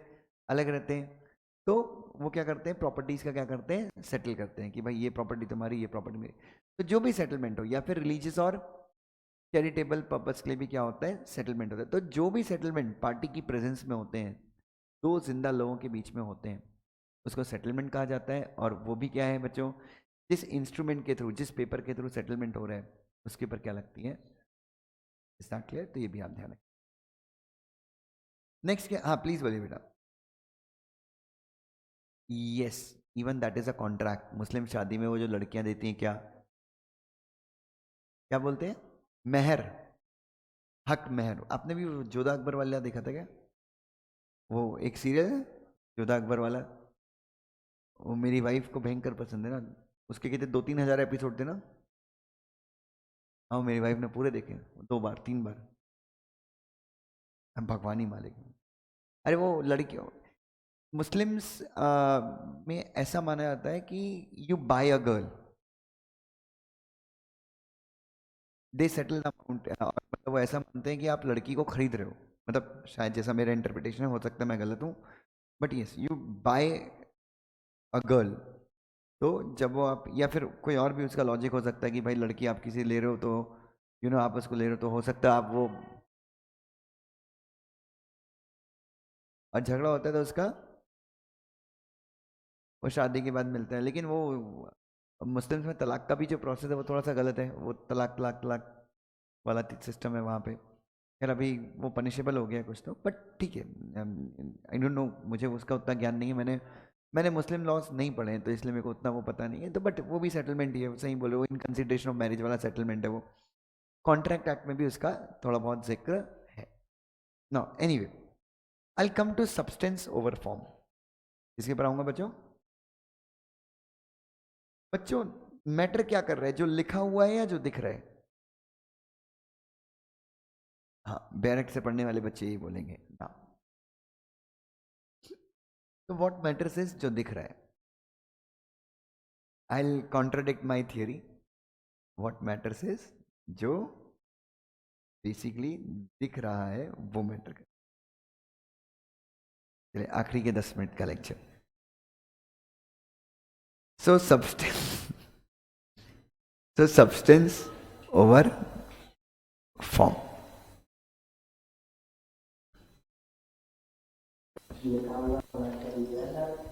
रुकना, मैं बता रहा हूँ, मैं यहाँ के लिए मैं बता रहा हूँ basically.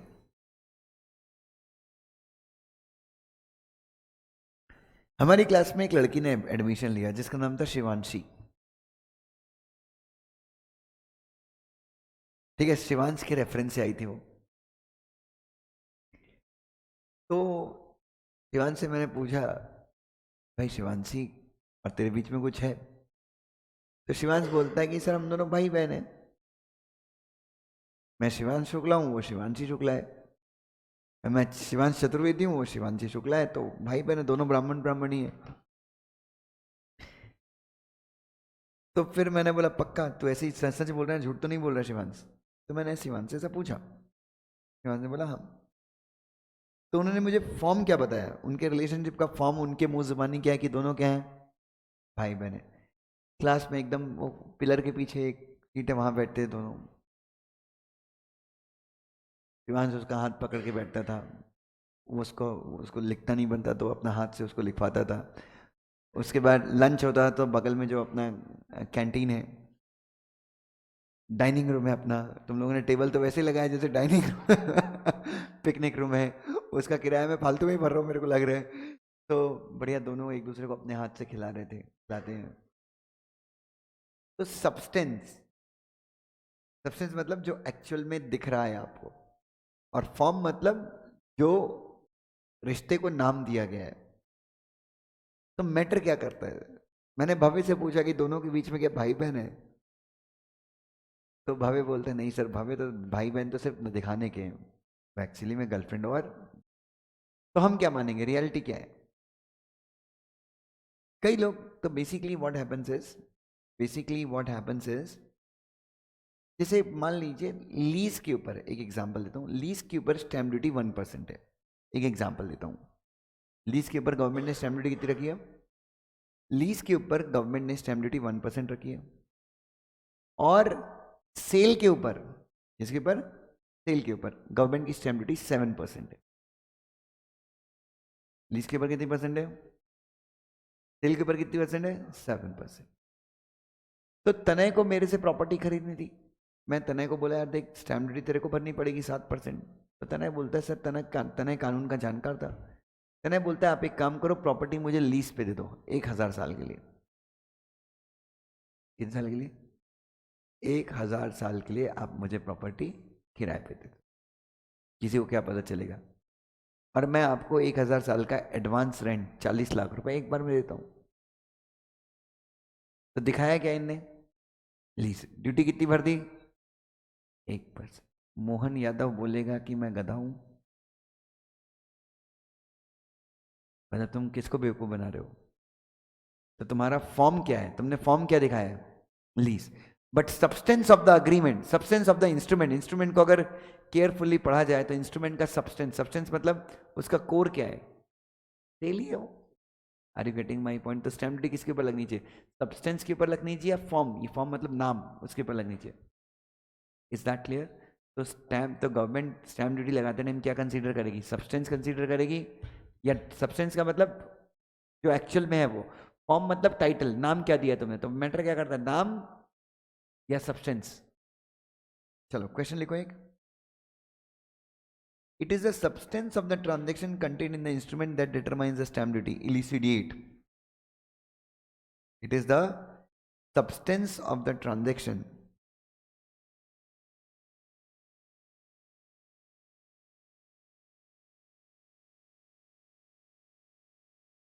the transaction as contained in the instrument that determines मतलब fixes।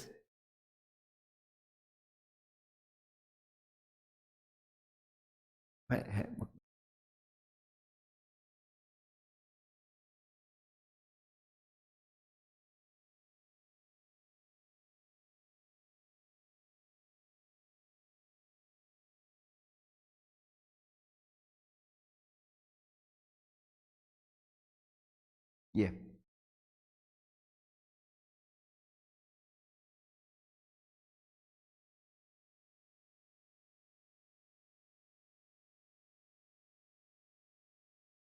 Is that clear? चलो लिखो इसका answer.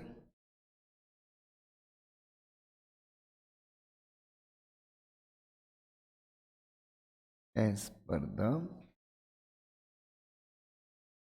provisions of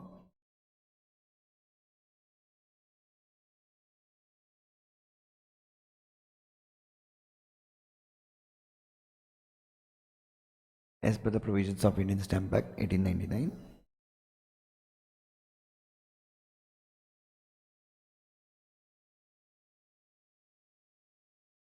for determining the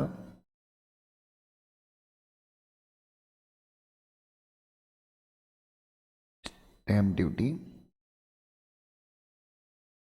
the court as well as revenue authorities. ये जो आपके स्टैम्प वगैरह का जो पूरा काम धाम है, ये कौन देखता है बच्चों? Revenue department. Authorities consider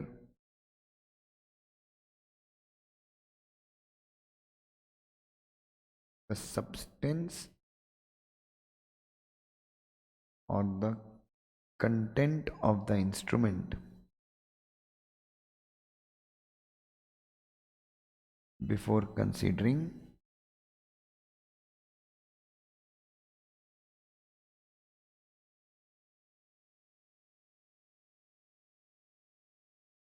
the format or the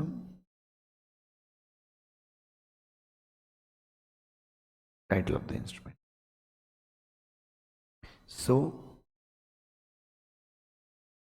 if the title of the instrument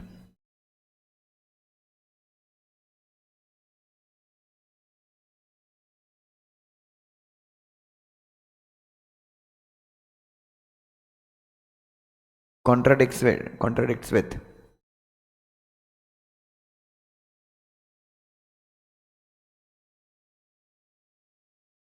content, so if the title of the instrument contradicts with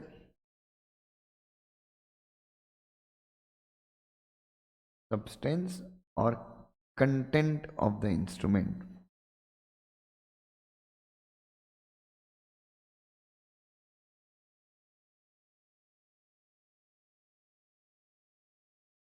comma, the duty will be levied on the substance and not on the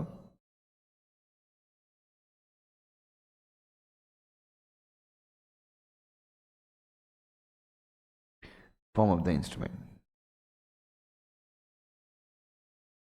So substance of the instrument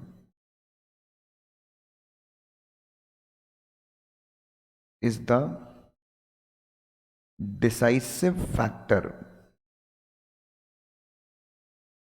decisive का मतलब जिसके ऊपर हम decision लेते हैं, is the decisive factor for the purpose of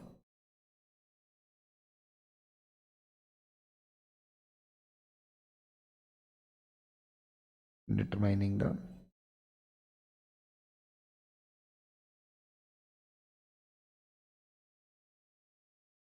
stamp duty.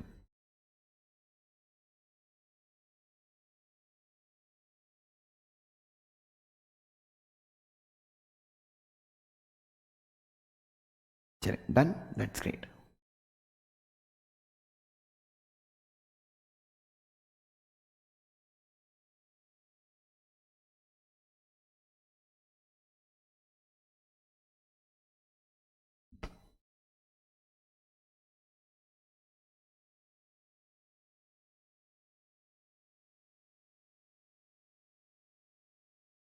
Done, चलो great.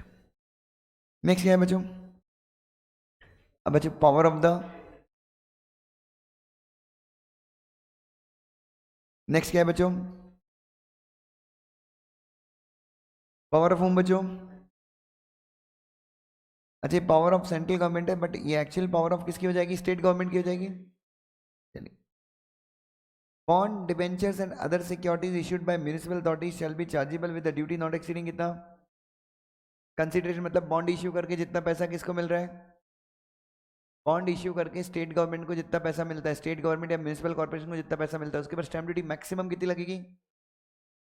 मतलब वो तो गवर्नमेंट की बॉडीज है ना, तो वो अपने फेवर में एग्जाम्पशन कर सकती हैं कितना? 1%। मतलब अगर गवर्नमेंट ने 100 करोड़ के बॉन्ड इश्यू किए हैं तो गवर्नमेंट को स्टैम्प ड्यूटी कितनी देनी है? 1%। No further duty will be payable on what बेटा? कंसोलिडेशन। और कंसोलिडेशन का मतलब मिला देना। अगर मान लो किसी के पास 200 रुपए के क्या थे, किसी के पास 200 रुपए के 5 बॉन्ड थे, उसने गवर्नमेंट से रिक्वेस्ट की कि इसके बदले मुझे क्या कर दो, 1000 रुपये का क्या दे दो, एक ही बॉन्ड दे दो। ये क्या हो गया, बॉन्ड को कंसोलिडेट कर दिया, इसके ऊपर कोई स्टैम्प ड्यूटी नहीं लगेगी। रिन्यूअल, गवर्नमेंट ने बॉन्ड 5 साल के लिए इश्यू किया था, कितने साल के लिए इश्यू किया था, 5 साल का पीरियड एक्सपायर हो गया, गवर्नमेंट के पास पैसा नहीं है, तो गवर्नमेंट क्या बोलती है कि हम इसको वापस से क्या करते हैं, 5 साल के लिए रिन्यू कर देते हैं। रिन्यू मतलब सेम, हम आपको 5 साल तक और इंटरेस्ट देते हैं, अभी हमारे पास पैसा, तो रिन्यूअल के टाइम पे आपको स्टैम्प ड्यूटी देनी है क्या, नहीं। तो ये हो गया गवर्नमेंट की पहली पावर है कि गवर्नमेंट क्या बोल सकती है। भाई what is the first power of the government, government यह कह सकती है क्या कि हम बॉन्ड इश्यू करेंगे तो उसके ऊपर मैक्सिमम ड्यूटी हम कितनी पे करेंगे, 1% ऑफ द कंसिडरेशन। कंसिडरेशन का मतलब जो अमाउंट हमें मिलेगा हम उसका कितना ड्यूटी देंगे, और कंसोलिडेशन और रिन्यूअल में तो हम कुछ देने वाले नहीं। The central government has the power to remit, remit मतलब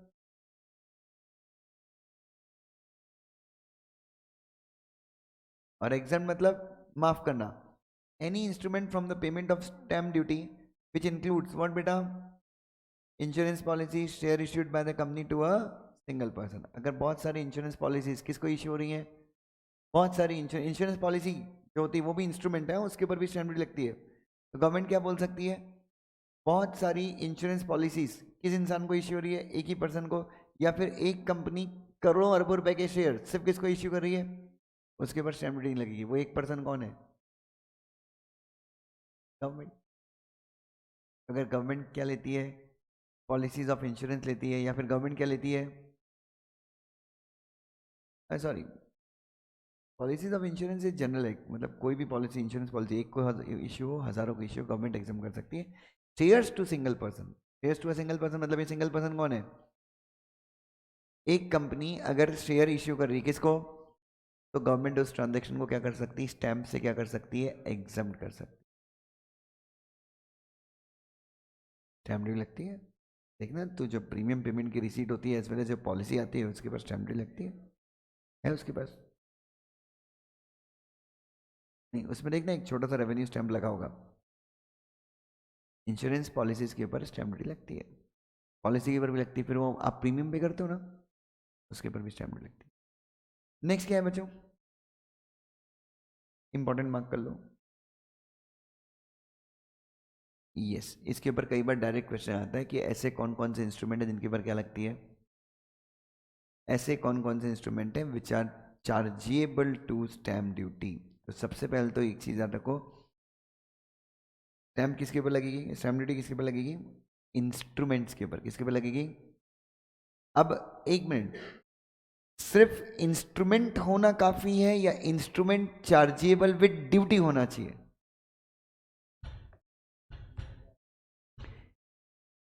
सिर्फ इंस्ट्रूमेंट होने से तुम्हारे पास स्टैम्प ड्यूटी नहीं लगती, समझना मैं क्या बोल रहा हूं। Just by coming under the definition of instrument you are not chargeable to, तो you should be instrument plus stamp act के हिसाब से you should be an instrument, you should be an instrument, मतलब piece of paper should be an instrument plus chargeable to stamp duty as per the provisions of stamp act. तो सबसे पहला तो सबसे simple चीज ये याद रखना, क्या कोई भी इंस्ट्रूमेंट जो कहां पे एग्जीक्यूट हुआ है, इंडिया में एग्जीक्यूट हुआ है, इंडिया में एग्जीक्यूट मतलब दोनों पार्टी ने साइन कहां पे किया है, इंडिया में, और जिसका जिक्र कहां पे है, जिसका जिक्र शेड्यूल 1 में है। तो जितने भी इंस्ट्रूमेंट है, power of attorney, memorandum of association, proxy forms, letter of authority, सबका जिक्र कहां पे है, स्केल 1 में। और स्केल 1 में रेट्स भी दिए गए, क्या दिए गए, एट वेल मतलब कितने परसेंट पे ड्यूटी लगती है। दूसरा bill of exchange and promissory note. अच्छा बिल ऑफ एक्सचेंज को क्या किसमें छोड़ के बच्चों, bill of exchange payable on demand, इसके ऊपर क्या नहीं लगती, स्टैम्प ड्यूटी नहीं लगती। Basically bill of exchange payable on demand के मतलब क्या हो गया, चेक्स और जो इंस्ट्रूमेंट बिल ऑफ एक्सचेंज है पर जिनका नेचर क्या है, चेक जैसा है, उनके ऊपर भी क्या नहीं लगेगी। तो bill of exchange which are payable in on demand which includes cheque as well. उसके बाद bills of exchange and promissory note drawn or made out of India but accepted or paid or endorsed or negotiated in India। मतलब क्या है ये, inland है या outside है, inland bill draw कहाँ पे हुआ है, ड्रॉन और made out of India, draw कहां पे हुआ है? इंडिया के बाहर, बट एक्सेप्ट पेड और एंडोर्स्ड और नेगोशिएटेड इन, ड्रॉ भले इंडिया के बाहर हुआ है बट पेमेंट कहां पे हो रही है इसकी? तो हो सकता है पेमेंट भी बाहर होनी थी, बट बाहर के इंसान ने क्या कर दिया? एंडोर्स कर दिया। कहां पे? इंडिया के इंसान को। तो पेमेंट होने के लिए कहां पे आया है वो बिल? इंडिया में आया है। पे करने वाला भले इंडिया के बाहर का, बट बिल पे कहां पे होगा? पेड, एंडोर्स्ड और नेगोशिएटेड कहां पे? इंडिया में। Instrument which is executed but relates to any matter or thing or property situated in India and instrument is received in India। कहने का मतलब क्या है? मैं और भव्य दोनों बैंकॉक गए। भव्य बैंकॉक में क्या किया? करोड़पति बन गए बच्चे। इसने हक्का नूडल का दुकान खोला। किसका दुकान खोला? हक्का नूडल का दुकान खोला, बढ़िया बेचने लग गया। और मैं वहाँ पे मस्ती करने गया था और 6 महीने तक मैं मस्ती करता रहा। 6 महीने मेरे पैसे क्या हो गए? खत्म हो गए। मेरे पुणे में एक फ्लैट है, मैंने भव्य को बोला कि मेरा पुणे का फ्लैट खरीद ले। भव्य बोलता ठीक है खरीद लेता हूँ। तो हमारे बीच में अग्रीमेंट कहाँ पे हो गया? बैंकॉक में ही हो गया बच्चों, यस और नो। लेकिन क्या नहीं से अग्रीमेंट भले ही बैंकॉक में हुआ है, but that relates to what बेटा? Property located in India. उसके ऊपर स्टैम्प ड्यूटी इंडिया में लगेगी क्या? ओ या कब लगेगी? When that instrument is received in India.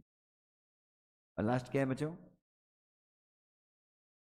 और लास्ट क्या है?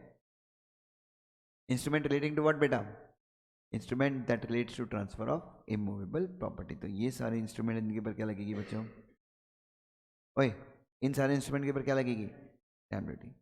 लेकिन ये भी ध्यान रखो कि नीचे लिखे हुए इंस्ट्रूमेंट्स के ऊपर क्या नहीं लगने वाली? स्टैम्प ड्यूटी नहीं लगने वाली। पहला, instrument relating to transfer of immovable property जिनकी वैल्यू कितनी है? 100 से कम। मजाक है? अरे इमूवेबल प्रॉपर्टी 100 रुपए से कम में कुछ आती है क्या? इंस्ट्रूमेंट एग्जीक्यूटेड बाय और on behalf of, by government या फिर गवर्नमेंट के बिहाफ पे किसी और ने इंस्ट्रूमेंट ड्रॉ किया है। इंस्ट्रूमेंट रिलेटिंग टू व्हाट बेटा? सेल और मॉर्गेज ऑफ एनी शिप और वेसल। क्योंकि इंडिया में शिप और वेसल को क्या मानते हैं? मूवेबल प्रॉपर्टी मानते हैं, बट यूके में क्या मानते हैं? इमूवेबल प्रॉपर्टी मानते हैं। मुझे क्या पता। तो इंडिया में यस, यूके के लॉ के हिसाब से शिप और वेसल को क्या मानते हैं? इमूवेबल। इंडिया में क्या मानते हैं इनको? तो मूवेबल प्रॉपर्टी को आप बेच सकते हो, इसके ऊपर कोई स्टैम्प ड्यूटी नहीं लगती। उसके बाद एनी इंस्ट्रूमेंट एग्जीक्यूटेड बाय और ऑन बिहाफ ऑफ और इन फेवर ऑफ, किसके फेवर में बच्चों?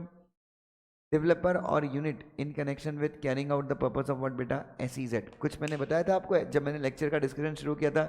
Did I tell you something with regard to special economic zones? क्या बोला था मैंने? हाँ नहीं, वो तो शेयर्स को लेके वो तो ठीक है। अच्छा, SEZ बेसिकली एक एरिया होता है। अब SEZ के अंदर क्या होता है? अब SEZ तो गवर्नमेंट ने 500 एकड़ जमीन को SEZ डिक्लेयर कर दिया, सेंट्रल गवर्नमेंट ने। अब क्या करना है? वो जो 500 एकड़ जमीन है उसमें से 5 एकड़ जमीन मैं खरीद रहा हूँ। मैं कौन हूँ? मैं हूँ Adani reality limited, real estate company हूँ। मैं क्या करूँगा? तो मैं गवर्नमेंट से क्या कर रहा हूँ? SEZ की ज़मीन मैं क्या कर रहा हूँ? गवर्नमेंट से खरीद रहा हूँ। खरीदने के लिए क्या होगा? अग्रीमेंट होगा गवर्नमेंट के बीच में और मेरे बीच में, या जो भी ज़मीन का मालिक है उसके बीच में मेरे बीच में अग्रीमेंट होगा। गवर्नमेंट क्या बोलती है? मैं डेवलपर हूँ। मैं कौन हूँ? मैं SEZ का डेवलपर हूँ। भाई मैं वहाँ पे क्या बनाने वाला हूँ? State of art infrastructure create करने वाला हूँ। क्योंकि SEZ में कंपनीज कौन सी आएगी? मोस्टली फॉरेन कंपनीज आती हैं। तो इंफ्रास्ट्रक्चर कैसा बनाना पड़ेगा? एकदम खतरनाक। तो स्टेट गवर्नमेंट क्या बोलती है? कि हम स्टैम्प ड्यूटी चार्ज नहीं कर। तो SEZ के डेवलपर के फेवर में, या फिर मैंने बढ़िया क्या बना दिया? तो गवर्नमेंट ने मुझे ज़मीन बेच दी, मैंने इंफ्रास्ट्रक्चर बना दिया, ये सोनो। मैंने करोड़ों रुपए खर्च किया। अब वो पैसा मैं वसूलूंगा कैसे? अब वहाँ पे नहीं, मैंने तो बहुत सारे ऑफिसेज बनाए ना। इन्फोसिस को किराए पे दूंगा मैं, TCS को किराए पे दूंगा। तो ये सब क्या है? यूनिट्स हैं। मैं डेवलपर हो गया और ये सारे लोग क्या रहेंगे? तो मैं इन सबको किराए पे दूंगा। तो किराए पे दूंगा तो भी स्टैम्प ड्यूटी लगती है। स्टेट गवर्नमेंट बोलती है हमको वो भी स्टैम्प ड्यूटी नहीं चाहिए। बस काम कहाँ पे होना चाहिए? तो SEZ के डेवलपर के फेवर में, या फिर SEZ में जो यूनिट्स आएंगी उनसे, वो जो भी इंस्ट्रूमेंट एग्जीक्यूट करेंगे SEZ के अंदर, उसके ऊपर क्या नहीं लगेगी? स्टैम्प ड्यूटी नहीं लगेगी। उसके बाद क्या है बच्चों? बिल ऑफ एक्सचेंज और प्रॉमिस नोट क्या है बच्चों? Drawn outside India and payable outside India, इनके ऊपर भी क्या नहीं लगेगी बच्चों? स्टैम्प ड्यूटी नहीं लगेगी। ठीक है। In case of Commissioner of Inland Revenue versus G. Angus, and in case of Swadeshi cotton mills, it was decided that crucial factor that decides whether anything is liable to stamp duty is that whether such thing falls within the definition of the instrument. Correct है क्या? सबसे पहला और crucial factor बच्चों, सबसे पहला और ये डिसाइड करने में, the very first and the most crucial factor in deciding whether an instrument is subject to stamp duty और नॉट, क्या एक इंस्ट्रूमेंट के ऊपर स्टैम्प ड्यूटी लगेगी या नहीं लगेगी, सबसे इंपॉर्टेंट फैक्टर क्या है? Number one, it should come under the definition of the instrument, and number two, it should be chargeable as per the Stamp Act. But what is the first factor? कि क्या वो particular चीज instrument की definition में आती है या नहीं आती. This is the most crucial factor. Is that clear? उसके बाद securities that are held with depository are not considered as instrument and hence are not chargeable to duty. कुछ नहीं बच्चों, मजाक है. मतलब बेसिकली जब इंस्ट्रूमेंट कहाँ पहुँच जाते हैं, डिपॉजिटरी के पास पहुँच जाते हैं, तो उसके ऊपर क्या नहीं लगती, स्टैम्प ड्यूटी. ठीक है बच्चों, इसके बारे में तो हम आगे बहुत सारा डिस्कशन करेंगे, don't worry. The instrument that are executed during the scheme of what बेटा, corporatization and demutualization of stock exchange are also exempt. What is corporatization and demutualization of stock exchanges? Basically, जब stock exchanges incorporate हुए थे या जब stock exchanges बने थे, BSc खासकर Bombay stock exchange, तो वो कैसे बना था? As association of person. कैसे बना था वो? सारे ब्रोकर्स का एक ग्रुप था, कोऑपरेटिव सोसाइटी थी, सारे ब्रोकर्स ने मिलकर एक सोसाइटी बनाई थी, and it was stock exchange. मतलब कोई भी उनको सेपरेट लीगल एंटिटी वगैरह कुछ भी नहीं था. लेकिन जब सेबी 1992 में आया तो सेबी ने क्या बोला कि बॉम्बे स्टॉक एक्सचेंज की जितनी भी प्रॉपर्टीज़ हैं, सबसे पहले तो एक कंपनी बननी चाहिए, Bombay stock exchange India limited. एक कंपनी बनेगी और जो भी प्रॉपर्टी किसके पास है, बीएससी की प्रॉपर्टी किसके पास है, इसके एसोसिएशन ऑफ पर्सन सोसाइटी के पास है. तो ये पूरी प्रॉपर्टी बॉम्बे स्टॉक एक्सचेंज की किसको ट्रांसफर होनी चाहिए? सोसाइटी की प्रॉपर्टी किसको ट्रांसफर होनी चाहिए? Bombay stock exchange India limited. तो जो स्टॉक एक्सचेंजेस कैसे फॉर्म हुए थे? As association of person, body of individual, partnership firm, जो भी सोसाइटी, इनके प्रॉपर्टी को ट्रांसफर किसको किया गया? कंपनी को. किसको ट्रांसफर किया गया? और जो इसको इंडिविजुअल थे, जो क्या थे, इंडिविजुअल थे जो इस एसोसिएशन के मेंबर थे, ये क्या बन गए? कंपनी के क्या बन गए? शेयर होल्डर बन गए. लेकिन आप समझो, जो प्रॉपर्टी पहले एसोसिएशन ऑफ पर्सन के पास थी, अब वो किसको ट्रांसफर हो गई? कंपनी को ट्रांसफर हो गई. तो ये प्रॉपर्टी जो ट्रांसफर हो रही है ना, इसके ऊपर क्या लगेगी? स्टैम्प ड्यूटी लगेगी. इमूवेबल प्रॉपर्टी का मालिक पहले कौन था? Association of person, body of individual थे. अब कौन बन जाएगा? कंपनी बन जाएगी. स्टैम्प ड्यूटी लगनी चाहिए? नहीं.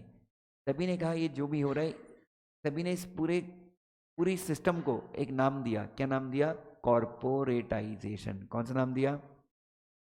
तो कॉर्पोरेटाइजेशन एक प्रोसेस थी जिसके थ्रू स्टॉक एक्सचेंजेस जो एज अ कंपनी इनकॉर्पोरेट नहीं हुए थे, उनको कन्वर्ट किया गया. कैसे? उनकी प्रॉपर्टीज को ट्रांसफर कहाँ पे किया गया? कंपनी में. तो सेंट्रल गवर्नमेंट ने उस समय क्या बोला कि जितने भी प्रॉपर्टी ट्रांसफर होंगे, कब? During the implementation of the scheme of corporatisation of stock exchanges. Stock exchange के कॉर्पोरेटाइजेशन से रिलेटेड जितने भी इंस्ट्रूमेंट एग्जीक्यूट होंगे, उन सब के ऊपर स्टैम्प ड्यूटी नहीं लगेगी. तो अगर एग्जाम में क्वेश्चन आता है कि ऐसे कौन कौन से इंस्ट्रूमेंट है जिसके ऊपर क्या नहीं लगेगी, ये सारी चीजें. I hope that makes sense. Clear है क्या? ऑनलाइन वाले बच्चों, इज एवरीवन विद मी? यहां तक सब लोग मेरे साथ हैं? Great great. अब मैं आपके साथ स्टार्ट करूंगा सेक्शन नंबर 4.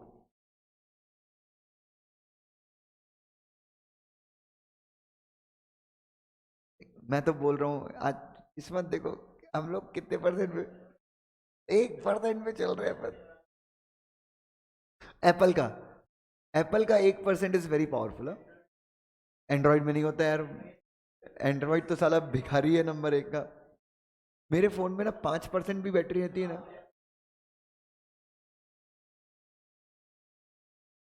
नहीं नहीं, अरे अरे मेरा तो पता नहीं सैमसंग के फोन में, अब खैर मेरा फोन यूज भी बहुत होता है, बहुत ज्यादा यूज होता है। हाँ तो भव्य आया था सुबह 5 बजे, कितने बजे उठा था?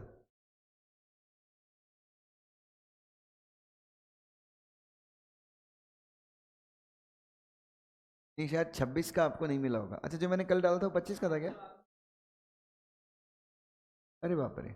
ओके करूँगा।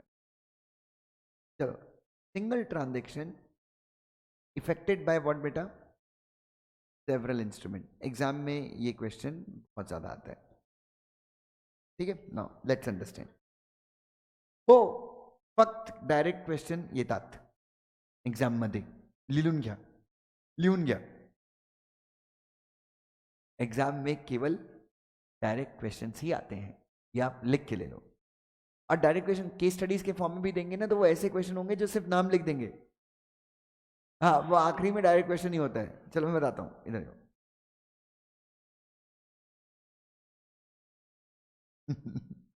भाई अपना धर्म बदल गया अभी, SBILL, SBC क्या है पता ही नहीं है मेरे को। ठीक है नाउ प्लीज हियर।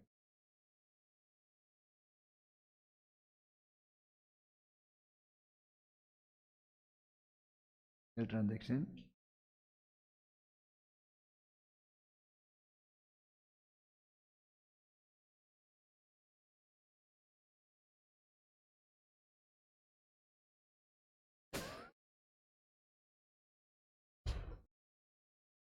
कहाँ पढ़ा यार, नहीं पढ़ा, 1 घंटे 40 मिनट ही हुआ यार। नहीं रे वापस, पौने 12 को शुरू किया था, पौने 11 को शुरू किया था। अरे यार बहुत मस्त था यार, अभी तो मैं गर्म हुआ था। अभी हाँ अभी वार्म अप खत्म होके बस अभी वर्कआउट करने की स्थिति में आ गया था मैं। चलो बस करते हैं आज के लिए, ऐश करो, छुट्टी हो गई आज आपकी जल्दी। अटॉनिक सर का लेक्चर नहीं है ना, तबीयत खराब है उनकी।